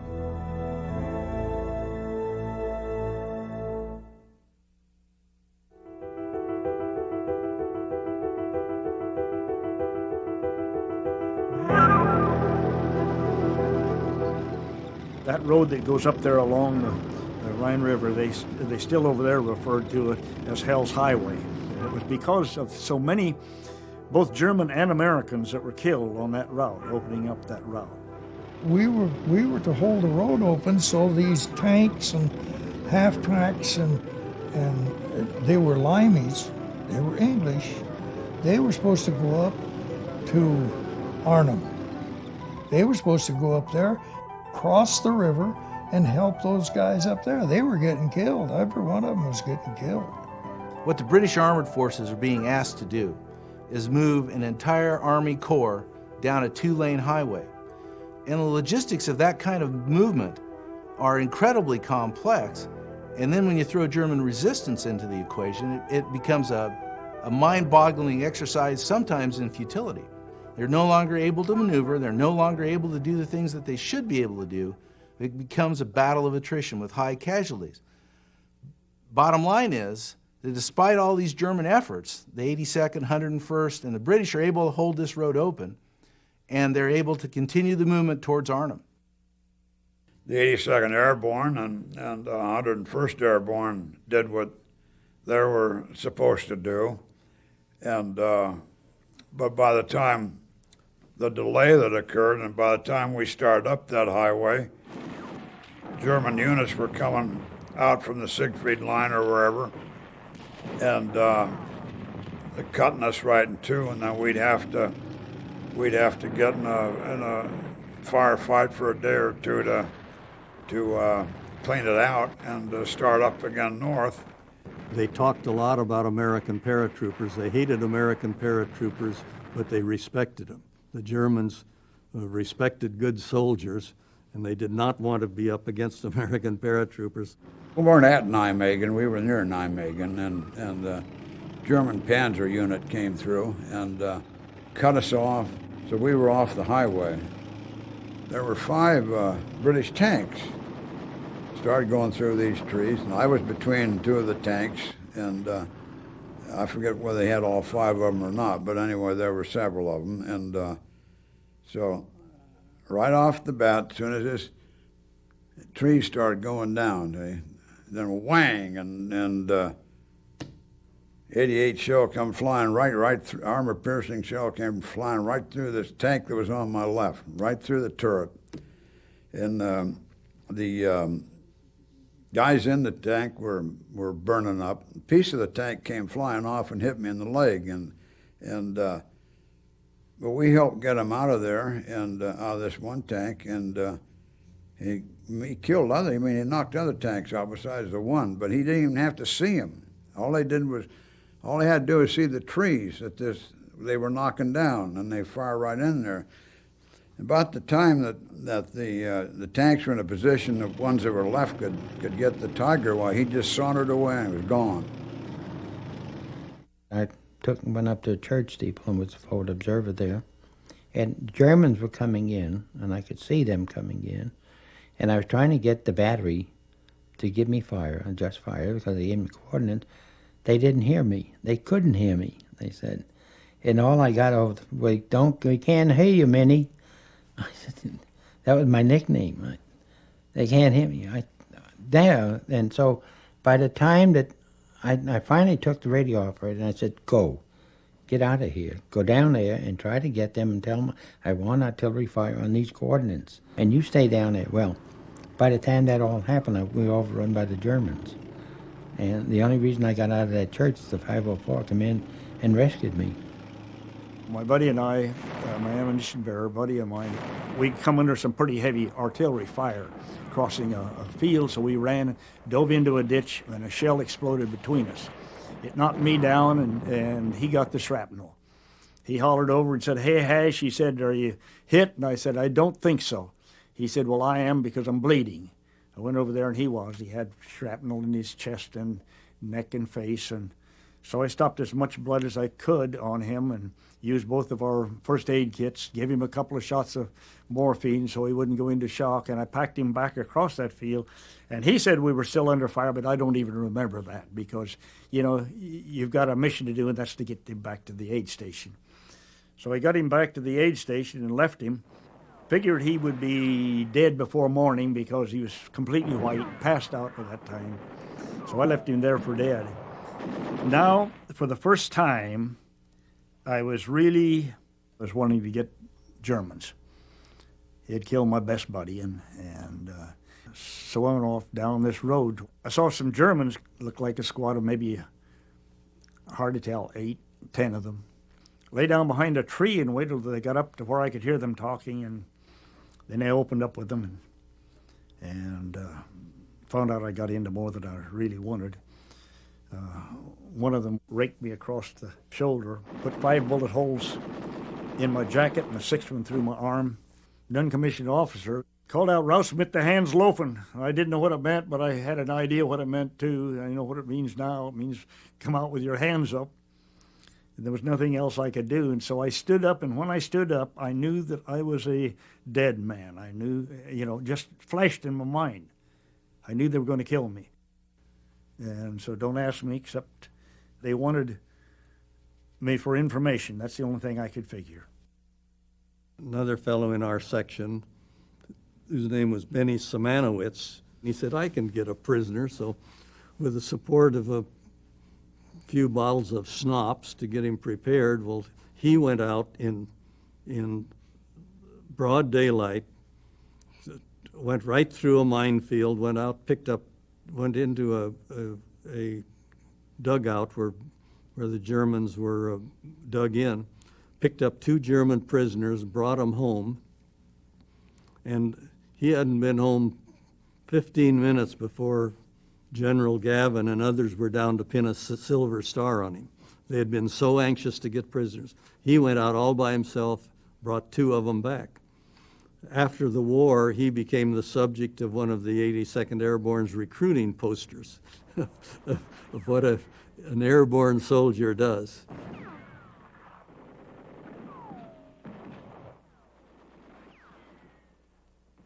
We were 73 days on the front line without a let-up in Holland. We weren't designed. We didn't have the ammunition. We didn't have the guns. We didn't have anything to really do the job, to confront for a long period of time. The length of time that the airborne spent on the ground after Market Garden was one of the longest periods they spent on the ground in the entire war because they could not get them relieved. They had a mechanized corps. Other units were all trying to funnel forward over a very narrow front. They were still hoping to turn the salient into something important. In fact, they never did. And so they left the airborne troops in place for lack of anybody to replace them with rapidly.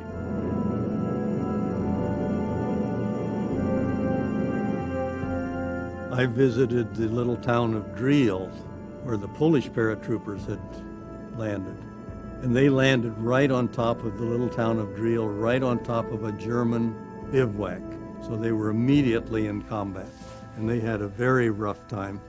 And I visited there and was talking to one lady who, her father was a doctor and she had been a nurse at Driel at the time. And I talked to her about this, and I said, didn't you ever feel badly that these guys would land right on your town, kill your cows, burn your houses, kill civilians, when 4 miles away a little town was untouched? And she looked me right in the eye and she said, not a bit. We're proud to have them land here. He said, you guys fought hard and you were brave and you helped us out, but you didn't have to live under those SOBs for 4 years.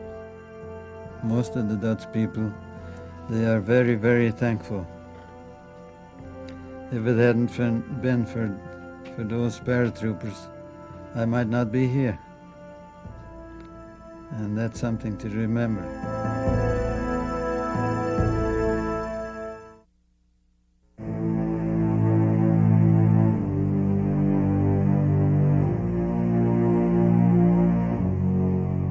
That Market Garden expedition was probably one of the biggest failures of the war. Right, frankly, and I hate to say that because we were a part of it, and a lot of good men killed as a result of that. But it didn't work out. Our British backup, second British, didn't get to us. They were supposed to get to us within 48 hours, and they were closer to 5 days. Tactically, all of them did a great job, and the 101st, 504 in our division did exactly what they were expected to do, and we were very proud of the Holland operation, although history records the whole thing as a bad plan and a disaster. As far as Operation Market Garden goes, one of the many criticisms of the plan, and there are many criticisms of the plan, the biggest one is that it completely ignored Clausewitzian friction. There were too many things that had to go right. It was an enormously complex plan. All the pieces had to go together. And of course, a few of them did not go according to plan, and that eventually caused the entire operation to unravel. Well, Market Garden is made very spur of the moment. When you look at Market Garden and attempt to analyze the failures, that's the first thing that comes to me immediately, is it was planned on the fly, essentially off the cuff. When you compare it to something like Normandy, which was months, if not years, in the making, it's not surprising that certain things were left out of the plan. I think one of the biggest mistakes that is made in this campaign is essentially stopping the front for over a week before they actually launch this offensive.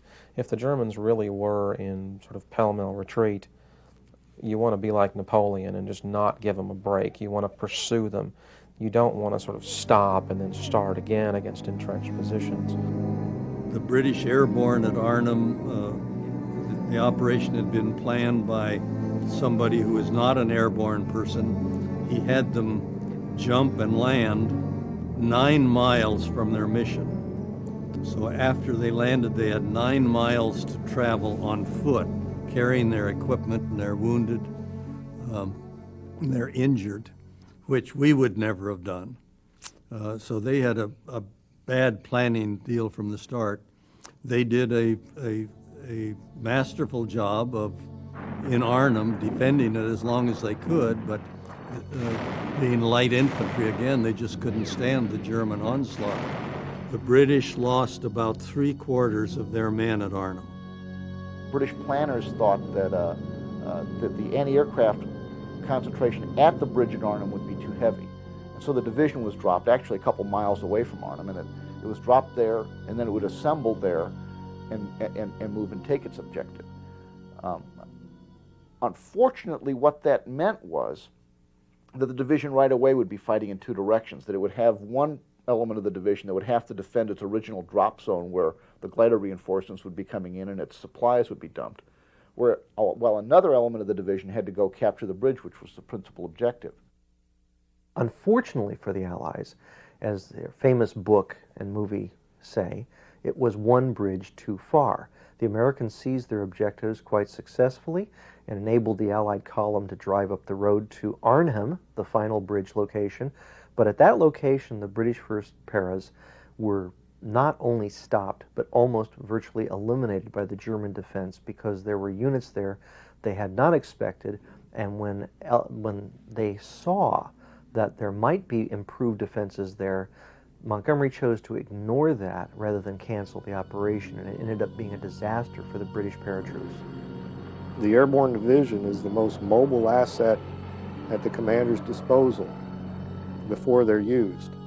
But once the airborne troops hit the ground, they are the least mobile element on the battlefield, and they essentially become a hostage.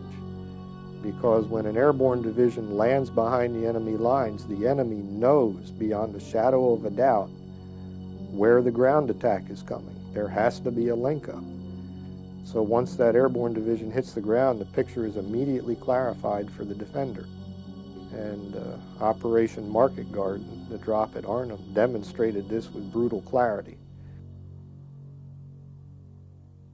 The British armor that was coming up the corridor that we had captured for them were very slow and got a lot of criticism and a lot of comments about their stopping for tea along the way.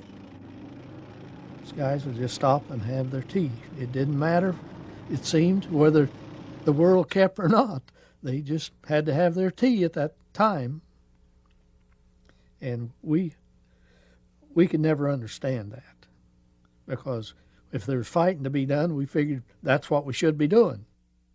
When it come time for tea, they'd stop right in the middle of the road and make tea. And then the Germans were just shooting the hell out of them, but there they'd make their tea. The stories still circulate, and they found their way into popular history and movies and other accounts of the British stop for tea while people are dying up front, and American troops being just incensed at what appeared to be the lackadaisical attitude. In fact, the troops that stopped for tea stopped because they didn't have anything else to do. You had a corps-sized column going up one road. The only people who are doing any fighting are the ones right up the front of the column. Everybody else is waiting for them to get out of the way so that they can move. Any experienced soldier, when he's got nothing better to do, is going to relax because he may not get a chance to relax in the near future or ever. And when the American 82nd that had just been relieved and had been fighting, and they look over there, and there's a tank crew brewing up tea. Why aren't you guys doing something? Well, what are they going to do? Shoot at Americans? They're the only ones around. But it's, again, it's an emotional reaction by people who are in combat. They're not reacting logically. On the other hand, the Guards were fairly experienced troops, and they recognized that except for the lead Sherman and a few people behind him, the rest of us haven't got a target. The British run into much more resistance along the front than what they expected. Then, once they're finally through that, they get to the 101st sector where the bridge has been blown, and they have to take several days to get that fixed. It takes them a while to get the bridging equipment up because of the logistical log jams.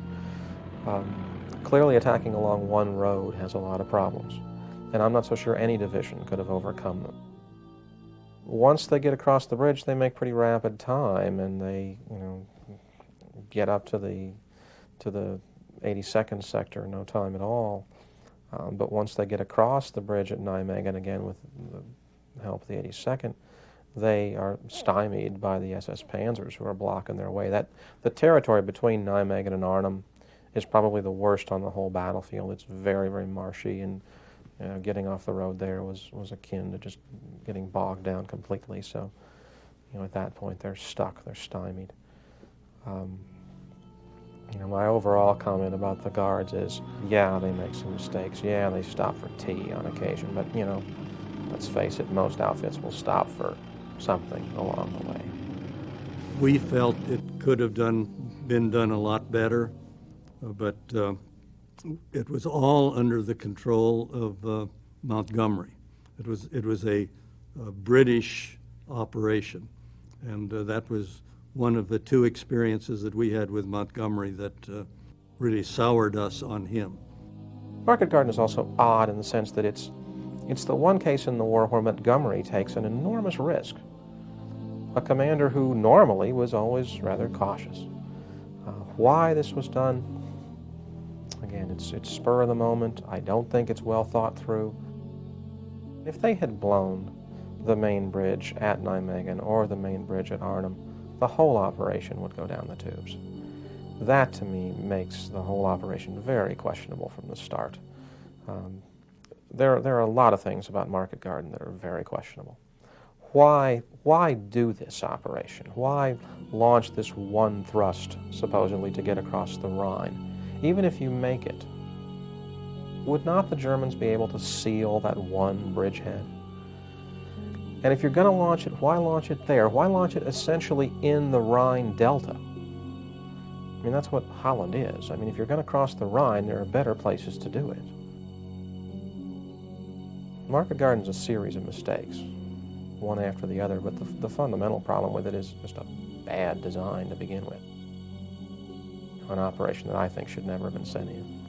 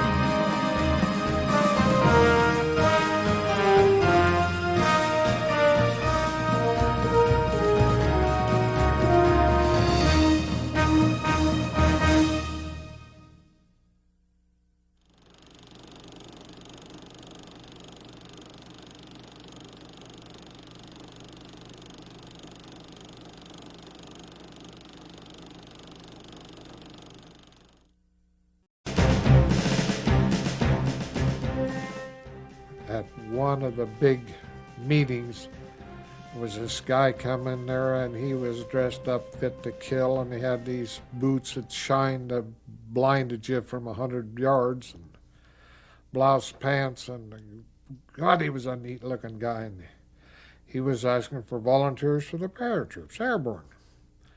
I turned to my buddy. He was in the same shape I was in as far as trying to get into the pre-flight. And we says, well, my gosh, that's about as close as we can get to the Air Force. Let's join up in the paratroops. Well, this partner of mine talked me into it. I hadn't even thought about it or heard of it, really. To begin with, I would have put in for air cadet, but I didn't have 20/20 eyes. And anyway, Duke says, well, we'll get $50 extra, and I know that sounds pretty good to me. So off we went, and I never regretted it. Towards the end of the training, they came around and asked anybody want to join the paratroops. And it turned out that 3 of us out of approximately 60 men joined the paratroops. We signed a little piece of paper saying that we would jump out of an airplane. Now, there was 500 guys in this room, and there was 2 of us, when they asked for volunteers, there was 2 of us that couldn't wait to stand up and there was 498 guys looked at us like we were the dumbest hunk of humans that ever lived. It was pretty easy to get in the airborne. They were really looking for people at that time. We had to pass a physical examination, which included an eye test too, one color vision, and a few things like that. Finished my basic, go back and started my jump training, and they gave me an examination, found out I was colorblind, and they washed me out. Got buddying around with a couple of fellows that worked up in the hospital, and one of, was always griping about the fact that I wanted to be a paratrooper. He said, no problem, go volunteer again. They're crying for volunteers. So I did. They told me when to come up there, and the sergeant that was giving me the examination, he told me what day to come and all of that, and he picked up a little green ball of yarn. He said, what color is this green ball of yarn? I said, that's green. He said, that's right. Picked up another ball of yarn. He said, what color is this red ball of yarn? I said, that's right. I was 18 at the time. It was something different, and a way of getting out of the regular infantry, which was rather dull and not much, walking too much everywhere all the time. And most of us wanted to do something different, and to try to explain now how we walked up and volunteered for the paratroops is kind of difficult. We'd seen pictures of it. We had understood that they would have a different role, and that sounded more appealing than some of the other things that we could see on the horizon. So exactly why we signed up for that, I don't know. $50 and the fact that they had uniforms that we were told that the girls liked. If you joined the paratroops, you were definitely joining a combat outfit, and that is your chance of avoiding combat once you're in the paratroops was very slim indeed, and in that sense it was, I think, an elite group. At least they told us we were elite all the time, and that has a lot to do with it too. Because the recognition that you are going to be jumping someplace to assault something without any of the tools that you expect and have expected since World War I. You've got to make up for it with a sheer, blind, dumb belief in your own superiority. And there's a tremendous emphasis on the special nature of an airborne soldier. We were brainwashed, no question about it. When you look back, we were brainwashed. We were the toughest guys that ever lived. You never could really appreciate that until after you'd gone through it and seen how much it benefited you at the time that you needed it. So we had very rigorous training. Airborne troops in the U.S. Army run everywhere. They are trained to run everywhere. The training starts with running and physical conditioning. There is a very logical reason for that. Once you have landed and unhooked yourself from your parachute, the airborne soldier is the least mobile infantryman in the U.S. Army. He has got no vehicles. So the only way he's going to get anywhere is to walk or run. And the only way he's going to get anywhere with his weapons, his ammunition, his food, everything it takes to sustain himself is to carry it on his back. Our training was tough. Every place you went, you ran. You never could walk. As soon as you hit the door of the barracks, you ran. If you went to the movie, you ran. If you went to the PX, you ran. And you wouldn't ever want to get caught not running. Here you got a bunch of people telling you exactly what to do, when to do it, and if you look cross-eyed at the sergeant, give me 50, and you're down doing 50.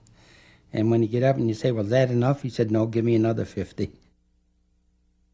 The other emphasis was on doing push-ups constantly, and that's because the shock of that parachute opening, because the design of the harness is taken up almost entirely by the shoulders and back.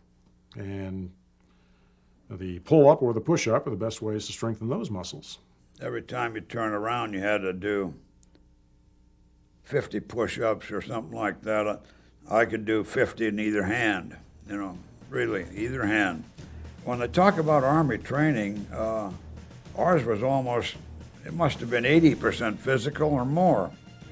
The jump training was 4 weeks of learning to pack chutes, practicing on the aerial tramways, landing in sawdust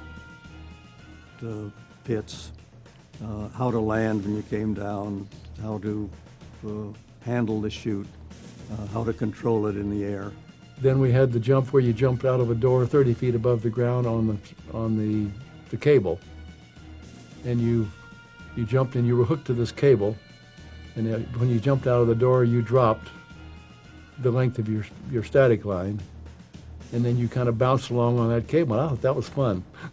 A wooden tower, and the platform up top is 34 foot high, and there was just a ladder built perfectly vertical on the side of this thing with no railing, no covers, nothing, just climb up there. And we had several guys that got up there about 6 or 8 steps on that ladder and froze. And of course, anything like that happened all the way through jump school. You didn't even see the guy that night. He was out of the barracks. He was gone. During Tower Week of airborne training, these guys are put through a series of increasingly higher towers. And really that's done for a couple of reasons. One is to give them the experience of jumping out of heights, and secondly is to increase their confidence in their ability to actually go out the door. And so you start with like a 30-foot tower, and they jump out and they get the shock of landing on the ground with the risers and everything simulated from them. And eventually you work up to a 200-foot tower where they actually free fall with a parachute and do a parachute landing. And so the towers become an integral and an important part of preparing the men to actually jump out of the airplane.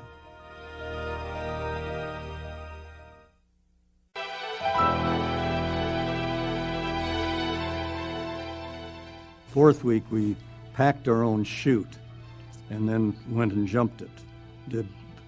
Packed a chute and jumped once a day for 5 days, and that was the culmination of the airborne training. So some of the guys spent all night packing their chute. They'd pack it, run pack it, and then repack it. So that didn't bother me. I just went ahead and packed mine and went back over to the barracks and went to bed. Our experience in packing chute, the first time you packed the chute, you took the full 4 hours to do it. The second time you took 3 hours, and the third time 2 hours. And by the last chute packing, people threw their chutes together. The worst part was sitting and waiting on Lawson Field in what they call the sweat shed. And there's a bunch of benches in here to all these guys in your class waiting to go jump, and that's where the nerves set in. But as soon as you got loaded in the plane, I think it was fine. This outfit ahead of us was jumping their night jump. So when they went up, their plane, they had about 22 people on it, and to jump. And paratroopers was making their last jump, which is night jump, and the plane went down, and it crashed and killed everybody on the plane. So the next morning when we got up to go up to jump our first jump, I didn't have too many people left. And I think maybe out of the 180 people or so, I had maybe 50 left. The first jump, standing in the doorway there, I was asking myself, what in the world are you doing up here? Because I wasn't very thrilled about it. Right then is when a lot of the fellows began to sweat. I mean, they were sweating because we had to pack our own chutes. And if you didn't tie a square knot in the apex of your chute, it would just slip out. A granny knot would let it slip out, and it wouldn't pull your chute open. And that's when it really hits you. You get a little problem with the first jump. You know, you're looking forward to it. You know, you're ready to be a jumper. But when they put you in that plane, they take you up, and somebody says, stand in the door, and you're looking down there, and you say, do I really want to do this? You don't have time to answer yourself because you're going out the door. But once you're in the air, you drop maybe about, I'd say roughly about 70 or 80 feet before your chute opens. So there's a period in there that you say, is it going to work or isn't it going to work? But once it opens, then it's a hell of a joyride. It's fantastic. We got up there, and of course we were singing and raising the dickens in the plane and all of that. And all at once they said, stand up and hook up. So you stood up and you hooked up, and before you knew it, you're out. And I'll say this, don't get me wrong, I was scared every time I jumped. But once you're out there, the most exhilarating feeling that you've ever had. When I hit the ground on my first jump, I would have given anything in the world to immediately get in another plane, go up and do it again. I cannot say I was afraid. I think it was a curiosity as much as anything. We had done the mock-up jumps and all, out of those mock-up towers. And in a way, it wasn't a whole lot different to me. The difference was that when you went out the door, that prop blast got a hold of your parachute, and the first thing you know, you snapped your neck. When the chute opened, it was pop, There's no sensation of falling. You get a lot of wind. When you're in the air, the main sensation is you go out the door and the chute is jerked open, and the shock is pretty traumatic. If you're in the wrong position, the shock on your shoulders is a pretty hefty jerk. After that, the ride down is great. When I went out of that plane, I didn't have a good, my form was bad. I saw my parachute open between my feet, which you're not supposed to do, and it just snapped the hell out of me. And my risers got all tangled up, and I couldn't get my head up to see my parachute. So I just floated on down and hit the ground, and you hit hard as hell. Those old 28-foot parachutes, really, they brought you down pretty fast. You hit hard. Now, the other thing that you've got to worry about is coming in for a landing. Because if you stiffen up coming up from a landing, you're going to hurt yourself. And it's pretty obvious. If you're coming down and you put your feet down and you hit hard, you're either going to snap your ankle or snap your knee. Normally, I let on my heels, my rear end, and my helmet hit the ground. The first 2 times I jumped in training, I was knocked out. And I came to with this big husky jump master lifting on my belt, got me to breathe. Instructors always told you we've never had a complete malfunction in this jump school. What I found out later, what they called a complete malfunction was the chute was never pulled out of the pack. And there were guys that had streamers and they had to use a second chute. I never did. So. The biggest thing was you count 1,000, 2,000, 3,000, and if your parachute isn't open, you're in trouble. So you wore in front, you wore a reserve parachute, and if 3 seconds your chute wasn't open, you pulled that reserve. Otherwise, you're gonna bounce off the ground. The first few jumps, I don't think, in fact, I'm not sure I ever did it. It's like counting. You're supposed to count 1,000, 2,000, 3,000. And every time I counted, I said 3,000 when my feet hit the ground. So I kind of gave it up. If your chute don't open, counting ain't going to make a lot of difference. We were slipping because we were close to the river. We were slipping to be sure we were over land. And by that, you just pull on your risers to dump air on one side, and that's the only maneuverability that we had. On this one, I was slipping, and when I hit that crosswind, it swung me up, oscillated me, and I come down on my spare chutes and broke 2 ribs and kicked my knee out of joint, and so I spent a few days in the hospital.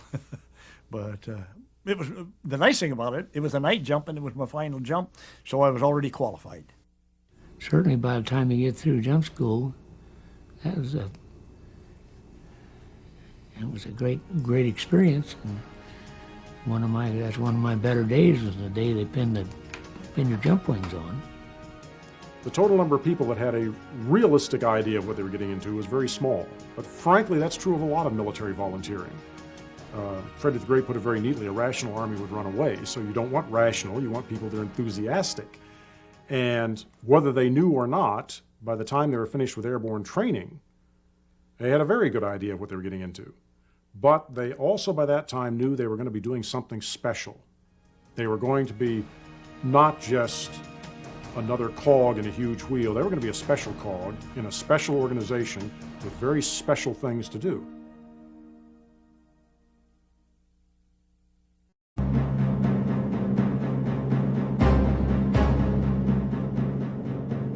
was just like any other jump as far as getting in the plane was concerned. I happened to be assigned to the plane of Colonel Gavin, who was the regimental commander. We had a lot of confidence because Gavin had gone a few days before in the tail gunner position in a bomber and flown over Sicily.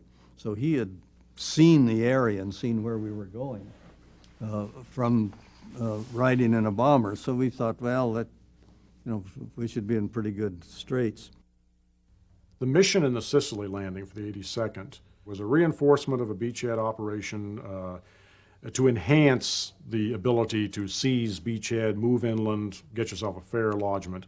The problems with it, again, were a ground force that was too used to aircraft being opponents and shooting at them, a approach that took it right over the invasion fleet instead of parallel to the beach, and thus guaranteeing any scattering was either going to be into the water or into Sicily itself, neither one of which were desirable. My understanding, when they jumped into Sicily, that they missed their drop zones from one place that they were supposed to be dropping. They missed our drop zones by more than 10 miles. I don't think I ever realized that we were lost.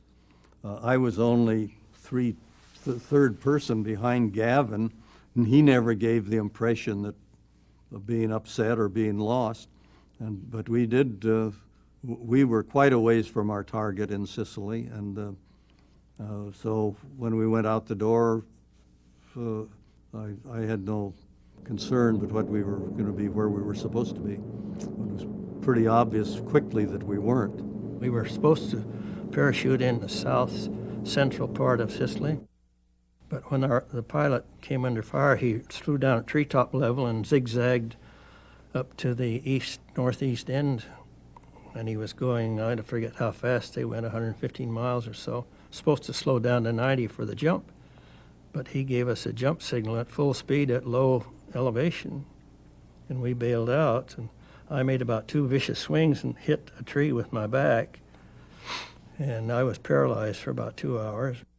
The drop in Sicily is one of the great snafus exacerbated by friendly fire. There was a very regrettable friendly fire incident involving the Navy opening fire on the troop transports, and many of the pilots essentially jettisoned their paratroopers over the water. It was a disaster.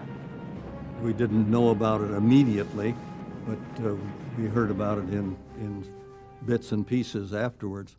And about 23 planes and 230 some people were lost when our own Navy shot them down.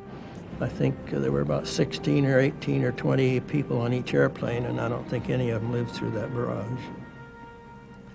I remember being on the shore of Sicily and saw something floating out in the ocean the next day or two, and I waded out and pulled it in. It was a paratrooper, 504, with his parachute still on, unopened, but quite dead, of course.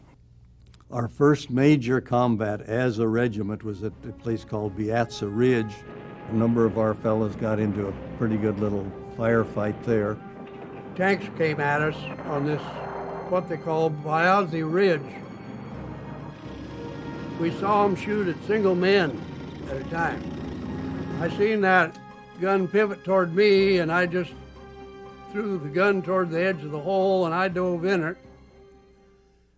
And that 88 hit a tree right behind me, and the concussion of that thing going off sucked me right out of that slit trench. They ran into a German tank, which they always called it a Tiger tank, and I'm not sure that it was.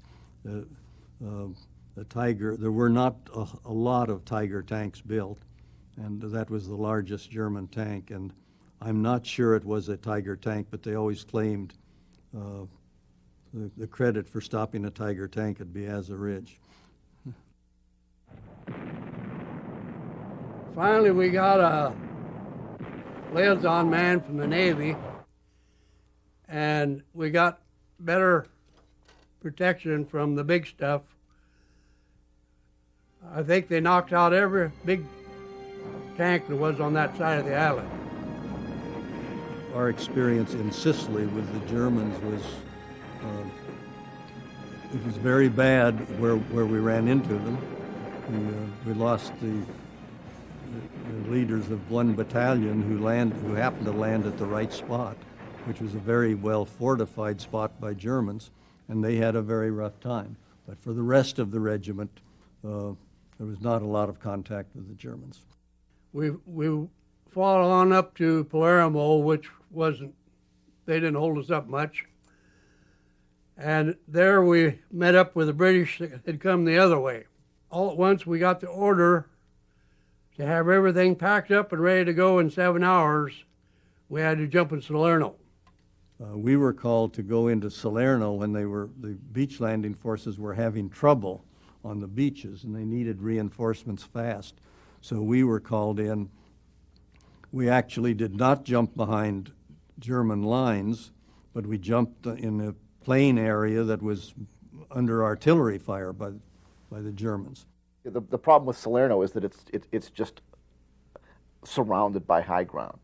The Germans got an awful lot of stuff there awfully quickly and really gave the beachhead a hard time. The paratroopers are not dropped in to conduct a combat mission. The airdrop is used simply to insert them. They can only bring so many people in across the beach so fast, and just to get airborne troops into the perimeter, they're airdropped just to get the bodies in there quicker.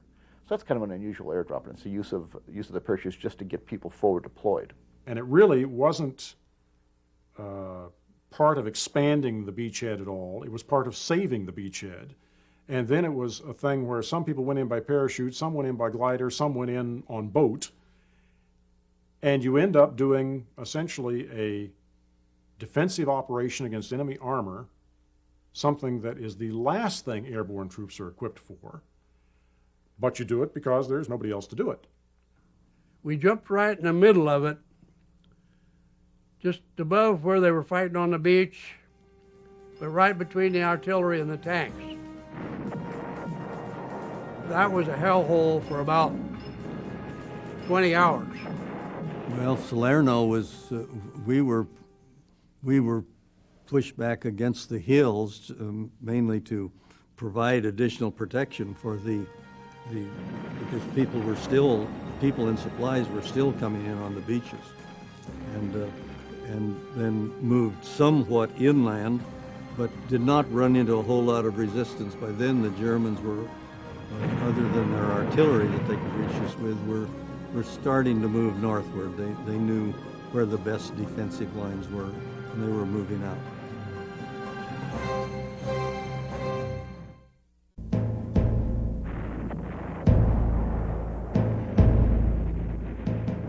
The purpose of the Anzio beachhead was to get behind the German main defense line in Italy and cut straight to Rome and seize it before the Germans could reinforce it or pull back from their other position, hopefully even cut off the German army that was further down the boot of Italy.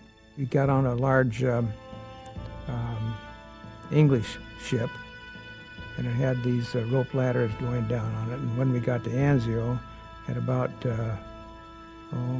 2 o'clock in the morning, where we started to load into these small landing barge climbing down the side of the ship. And then we went into Anzio. We went in first with the Rangers. There were several battalions of Rangers there, and then the 509 made the initial landings. The 504 came in, I think, later in the afternoon. Our ship that went in was hit by a German bomb that came over because the German bomber came in from the sun side, and so you couldn't see the bomber come in because the sun was blinding you, and the day happened to be a sunny day. And so he hit our ship with a bomb. Several of our people got killed. We was out about 100 yards, and we had to swim to shore.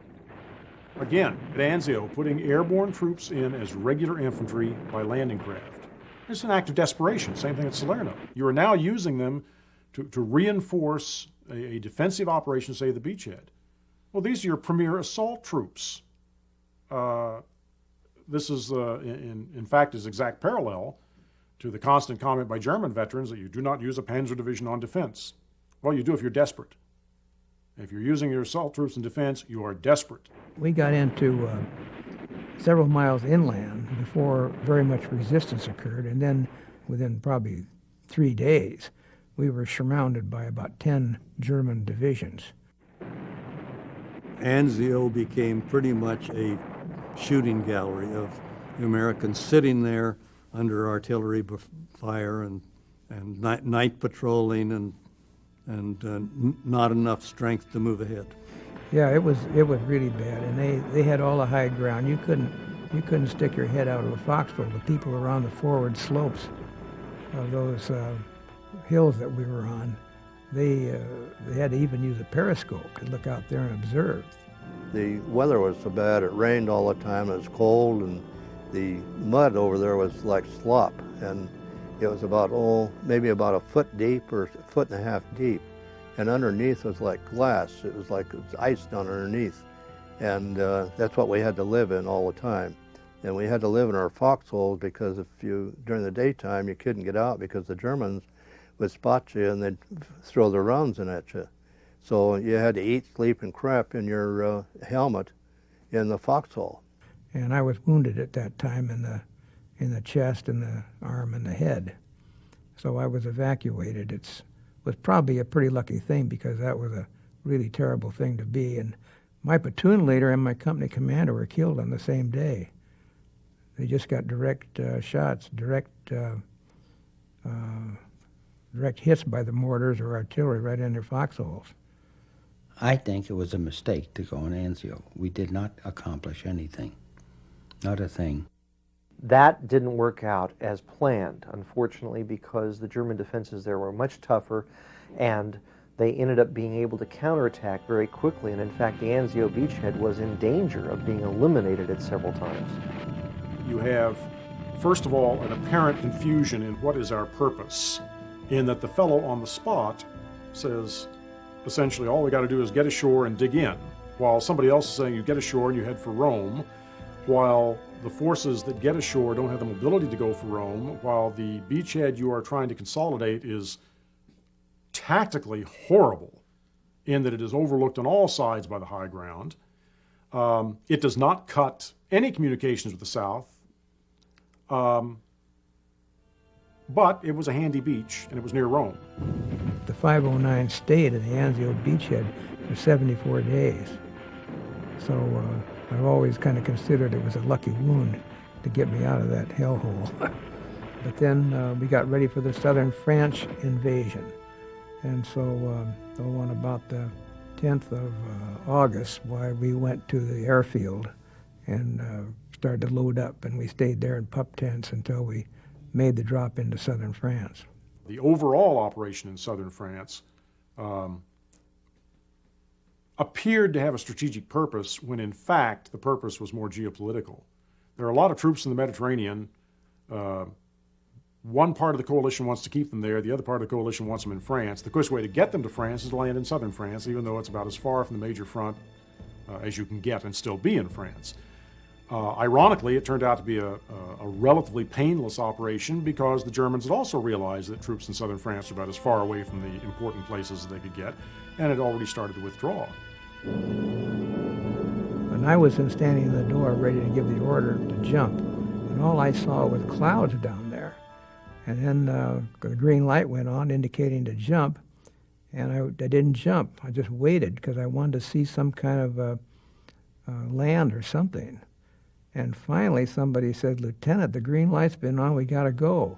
So I said, "Okay, let's go." Well, we just made the beaches. If I had jumped when the green light went on, we'd all been drowned. And in fact, our company commander, Captain Bing Miller, and his whole flight jumped when the green light went on, and they all went in the ocean. They were never seen again. My plane was the third plane in line taking off. It was a dirt field, and it was dry, dopey, and it was so thick you couldn't see anything. The pilot was flying as though he was in a deep fog. He couldn't see anything. He got off the runway somehow, and because he wasn't on the runway, he couldn't get quite enough airspeed. We hit 2 or 3 big drainage ditches.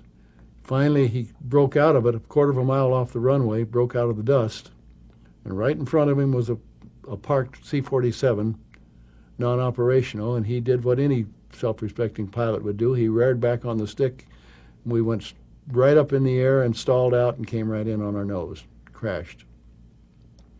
I got all of the men out, and out of the 18-man stick, 4 of us, 4 men and me, 5 of us, were still ambulatory.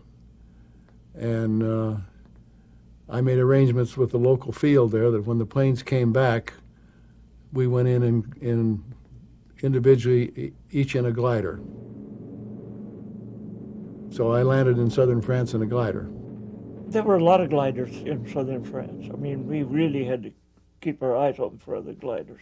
We flew over the Mediterranean and went in about, well, it was about 10 miles in behind Cannes and Nice in southern Riviera.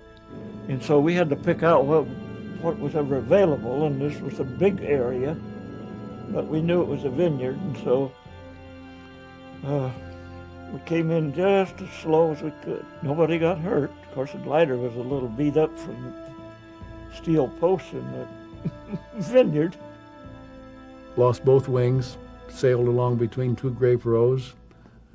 The glider finally stopped, and the sides were gone, the wings were gone, because we went right down between 2 grape rows, steel stakes, steel wires, and we sat there for 5 minutes and ate fresh grapes right off the vines. And then our assignment then was to attack directly east, right on the French Riviera.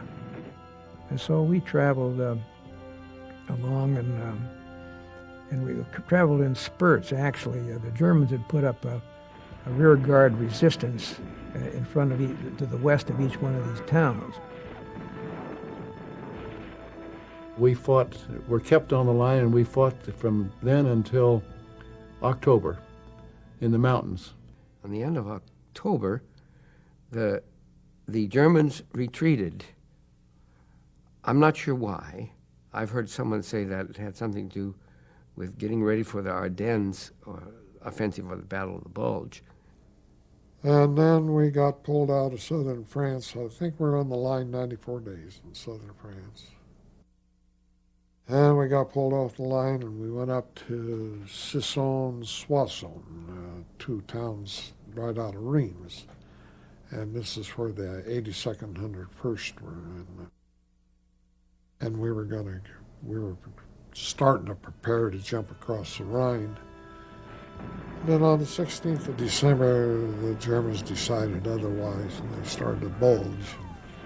So we went up and we jumped into the bulge. We jumped out of the back of trucks. And of course, that's another story all of its own. One of the big Allied advantages during World War II was the ability to intercept the radio transmissions and then decipher the coded messages that the Germans were sending. They didn't realize we could do this. And that gave us a tremendous advantage because we could tell what they were planning, where they were sending troops, and so forth. But as the Germans fell back on Germany, they actually ended up using more telephone lines than radio transmissions. And this allowed them to assemble a huge army to counterattack us in what would become known as the Bulge in the Ardennes forest area. We were totally unaware of this.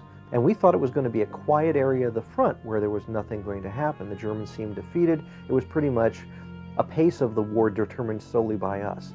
But this was the last major counteroffensive attempted by the Germans. And its design was to not just attack and blow a hole through one part of our front, but also to reach Antwerp, which had become our major supply base forward that we needed in order to push into Germany. We went back to Sweeps, France. We were recouping there. Most people had a couple of days to go into Paris. We had leaves, and I myself was in a ballet, the first and last ballet I've ever attended. And about halfway through it, over the speaker system, will Colonel so-and-so report to headquarters. A little while later, Major so-and-so report to headquarters. And then pretty soon, all the captains report to headquarters.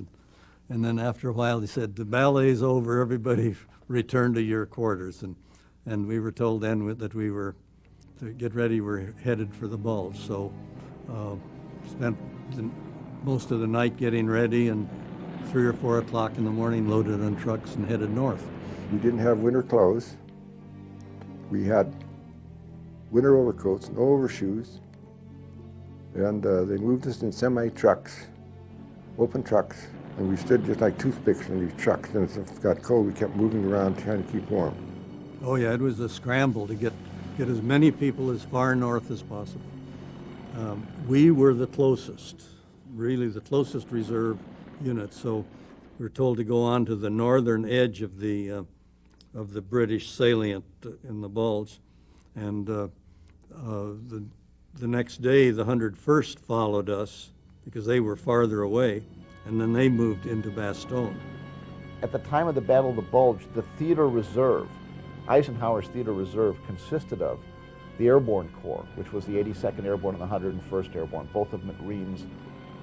And they were really his theater reserve, and they were among the first reserve troops committed. They were committed by motor. They were split up. The Corps headquarters in the 82nd Airborne Division ended up going north. The 101st Airborne Division went to Bastogne. And we got into Bastogne. The first thing the Germans got is our hospital. They got all our medics, all our doctors, everything. That night, it started snowing. The rain turned to snow during the night. And by next day, it was beginning to get white, and the snow built up pretty good, about a foot or so of snow on the ground. And it was cold. It got really, really cold. We did not have winter clothing. We had regular issue clothing it was a winter issue, but it was not for cold weather issue. And the only way you could survive was try to find something more to wear. Another pair of trousers, another sweater or coat or something to put on yourself. The Germans really couldn't have much prospect of success in the offensive unless they had a sustained period of poor weather, because it kept the Allied air forces grounded. And the Allies had absolute air superiority at that time. And you really can't fight a mobile offensive without air superiority. Certainly you can't fight it in the teeth of enemy air superiority. It was reported afterwards it was the worst winter that they had had in eastern Belgium in many years, and it was cold, snowy. When we got there, we really weren't prepared because we had left in a hurry and didn't have heavy protection. Germans put up a pretty good fight, a hellacious fight. They threw everything at us. Like I say, kids, boys, old men, SS, you never knew what you were fighting. And there was probably a third as many of us as there was the Germans on the outside. And started through into some wooded area there, and there was a foxhole up there, and I went up and I dropped a hand grenade in that foxhole. And out of that foxhole came a German soldier, and he wasn't hurt. So it jarred him good, but it didn't physically hurt him. And he come out and he looked around, and he took a Luger out of he was carrying, looked around and handed it to a friend of mine, Snyder, the guy I'd helped carry out in Normandy. Old Snyder smiled at me and he stuck it in his coat. And we got fired on by a machine gun. It was right off to the front of where we'd been pointed. My friend Snyder's raising up. See, there's a rifleman and a machine gun up. He's trying to see where they are. I heard a rifle shot, and old Snyder just went over backwards like that. I thought, oh my God. I got up, I made a dash over, got down in the ditch where Snyder was, and he said, damn, he says. And he reached in his pocket, and that son of a bitch shot my Luger. The big problems we had was the fact when we got down in Bastogne, we had 6 mortar rounds per gun, and we had, I think, one box of machine gun ammo and 1 bandolier rifle fire. They could have come at us at that point, and we would have had a big problem if they came at us full tilt. And it's a miracle that we stopped the Germans. There was 5 or 6 Panzer divisions surrounding Bastogne, trying to get in, and we stopped them. And if they knew how low we were on ammunition, they would have walked in. When Patton finally come in with the tanks, he brought his ammunition. I had one mortar shell left, just one. Our platoon moved into Bastogne way over strength, 53 guys. We were about 7, I think, over strength. At the end of that day, as I recall, we were down to 15 or 16 guys. It's hard for an airborne division by itself to stop a couple Panzer divisions. But it was fortunate, it was very fortunate to also take under command a number of the units that were in the area. So it ended up having a task force of the 10th Armored Division under command. So it had some tanks and mechanized infantry. There was a battalion of tank destroyers in the area, mechanized tank destroyers. So they were pretty heavily reinforced, and they ended up with a very good mix of armor, supporting firepower, tank destroyers, and of course some excellent infantry. I mean, the 101st Infantry was just superb infantry at that time. But I had Germans tell us that you guys, Americans, are crazy. You don't know when you're beat. And I guess that was true, you know. We were beat at times, but I never entered my head to surrender. They said, well, you're surrounded. Well, we knew we were surrounded. That wasn't a secret. We knew that before they announced it. But the comment was that the poor bastards that got us surrounded, see? And it wasn't a problem for us, it was a problem for the Germans. They could not make an all-out assault because they didn't know where the enemy was. And so that's why McAuliffe was in there for 20-odd days, 25 days, you know, because that's when the Germans went in and told them to surrender, and he said, nuts, and that became famous with McAuliffe. And then about 2 or 3 days later, I think it was 2 days later, the skies opened up, and here comes the planes.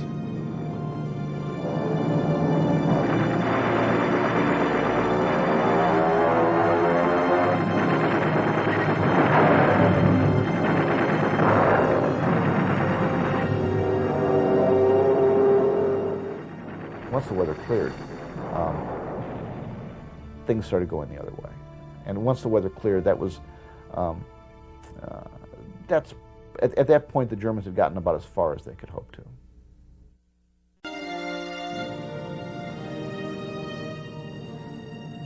The last major airborne operation in Europe in World War II was conducted by the 17th Airborne that assisted in the Rhine crossing. While a lot of troops were carried across the Rhine in amphibious vehicles, the airborne troops landed on the other side in gliders and by parachute and seized key locations and prevented the Germans from moving forward to eliminate the bridgeheads as the troops crossed the Rhine. Going across the Rhine, we came in much too high. And we were getting peppered by anti-aircraft flak. We were given flak suits, a flak vest. That's why we sat on them, because it all come from down below. And you could hear them hit. The British had laid a smoke screen along the Rhine River, and you couldn't see the ground until you got down, probably 300, 400 feet. When I broke out of the smoke, there was a beautiful pasture right before me. Made the best landing of my life. We started drawing sniper fire from a farmhouse. So my co-pilot and I decided, well, we'll get down there as close as we can, and maybe we can spray it with our Tommy guns. And we, on our way down, some airborne guys threw a couple of hand grenades in there, and the Germans took off and left. Rhine crossing operation is one of the is certainly a meticulously planned operation, and there's increasing impatience with Montgomery for not getting it going. And it's ironic that by the time he launches his operation, the Germans have collapsed to such an extent, and he has prepped the operation so thoroughly that I think the 17th Airborne suffers more jump casualties than it does combat casualties. Operation Varsity, the jump of the airborne forces across the Rhine River, is very successful. And after this operation, and as the Allied armies move across the Rhine, the airborne forces are used once again as infantry, as assault troops on the ground, not in airborne landings. And as they move deeper into Germany itself, they begin to encounter a variety of things, and one of those things is the absolute and unexpected horror that they discover as they free concentration camps. We liberated the Woblin concentration camp. Oh, it's terrible. I mean, it's the people are stacked up like cordwood, maybe 10 deep or even more than that, and the ones underneath are dead, where the ones, maybe the first 2 layers on top are still alive, but they were so weak that they couldn't move. How people can forget that kind of stuff, I don't know. God bless Dwight Eisenhower for one thing, if nothing else, and there's a lot of things to bless Dwight Eisenhower for, but one of them was making sure that the photographers, every photographer in the ETO, it seemed like, got into those camps and photographed it. And as I recall, his words, very prophetic words, were, you guys have got to photograph all of this, because in 50 years, some son of a bitch is going to say this never happened. The people in town didn't know, or say they didn't know anything about this concentration camp, the German people. Well, what we did with our officers and such, Gavin and such, when we liberated this concentration camp, they took and made the German townspeople, they made them dig up these graves, and we made them then take the bodies, all these dead bodies, just bone, skin and bone, and put in these graves. And so they're in those graves today. It was the first concentration camp I'd ever seen. I hope I never see another one. It was pretty horrible. But then the war was practically over then. That was the end of April and 1st of May, and there was no more fighting left.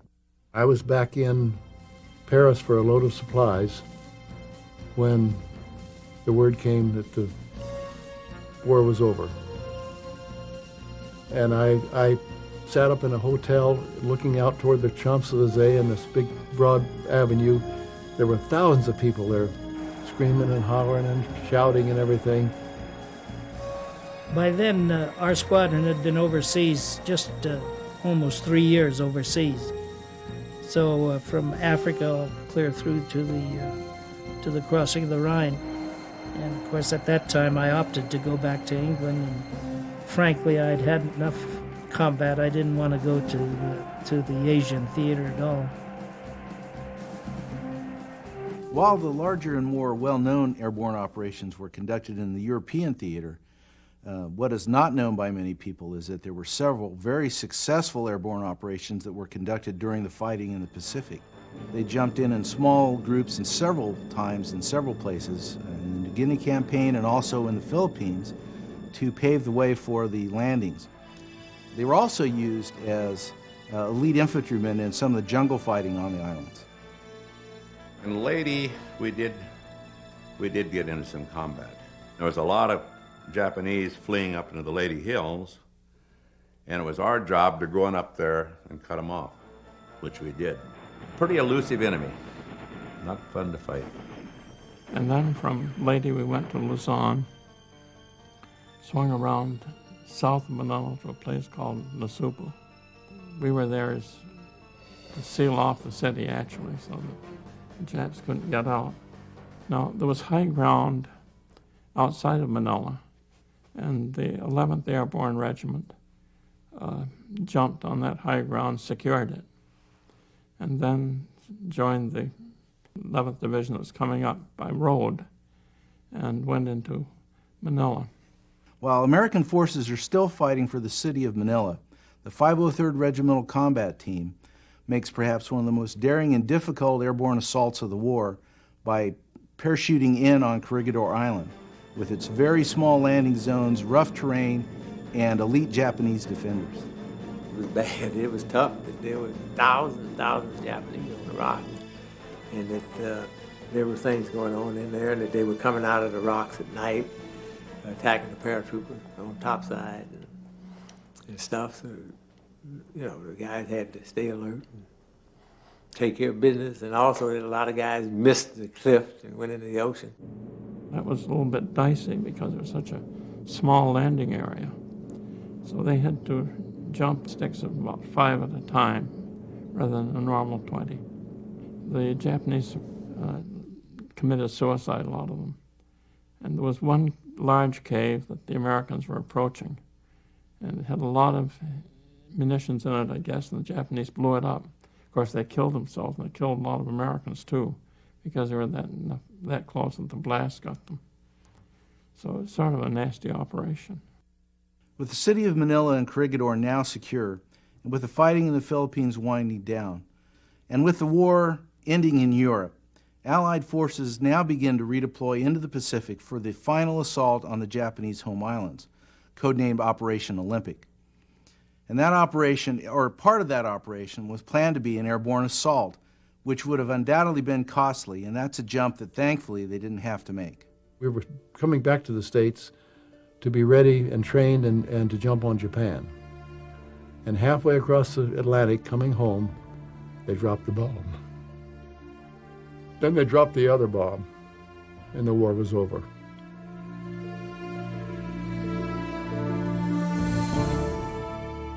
The minute we arrived back in New York, I was one of the first to be let go. And all I could think about was get out and go home.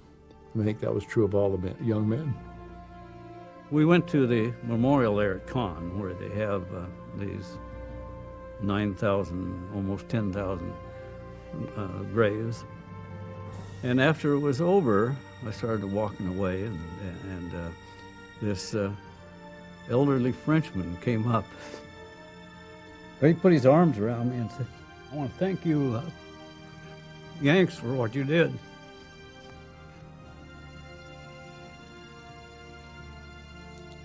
Pretty emotional.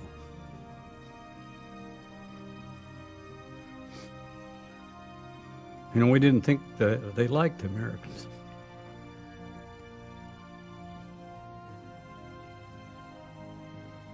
Was I a hero? No, but I was surrounded by people who were. And I think most of them feel the same way as I do about it. A hero, no.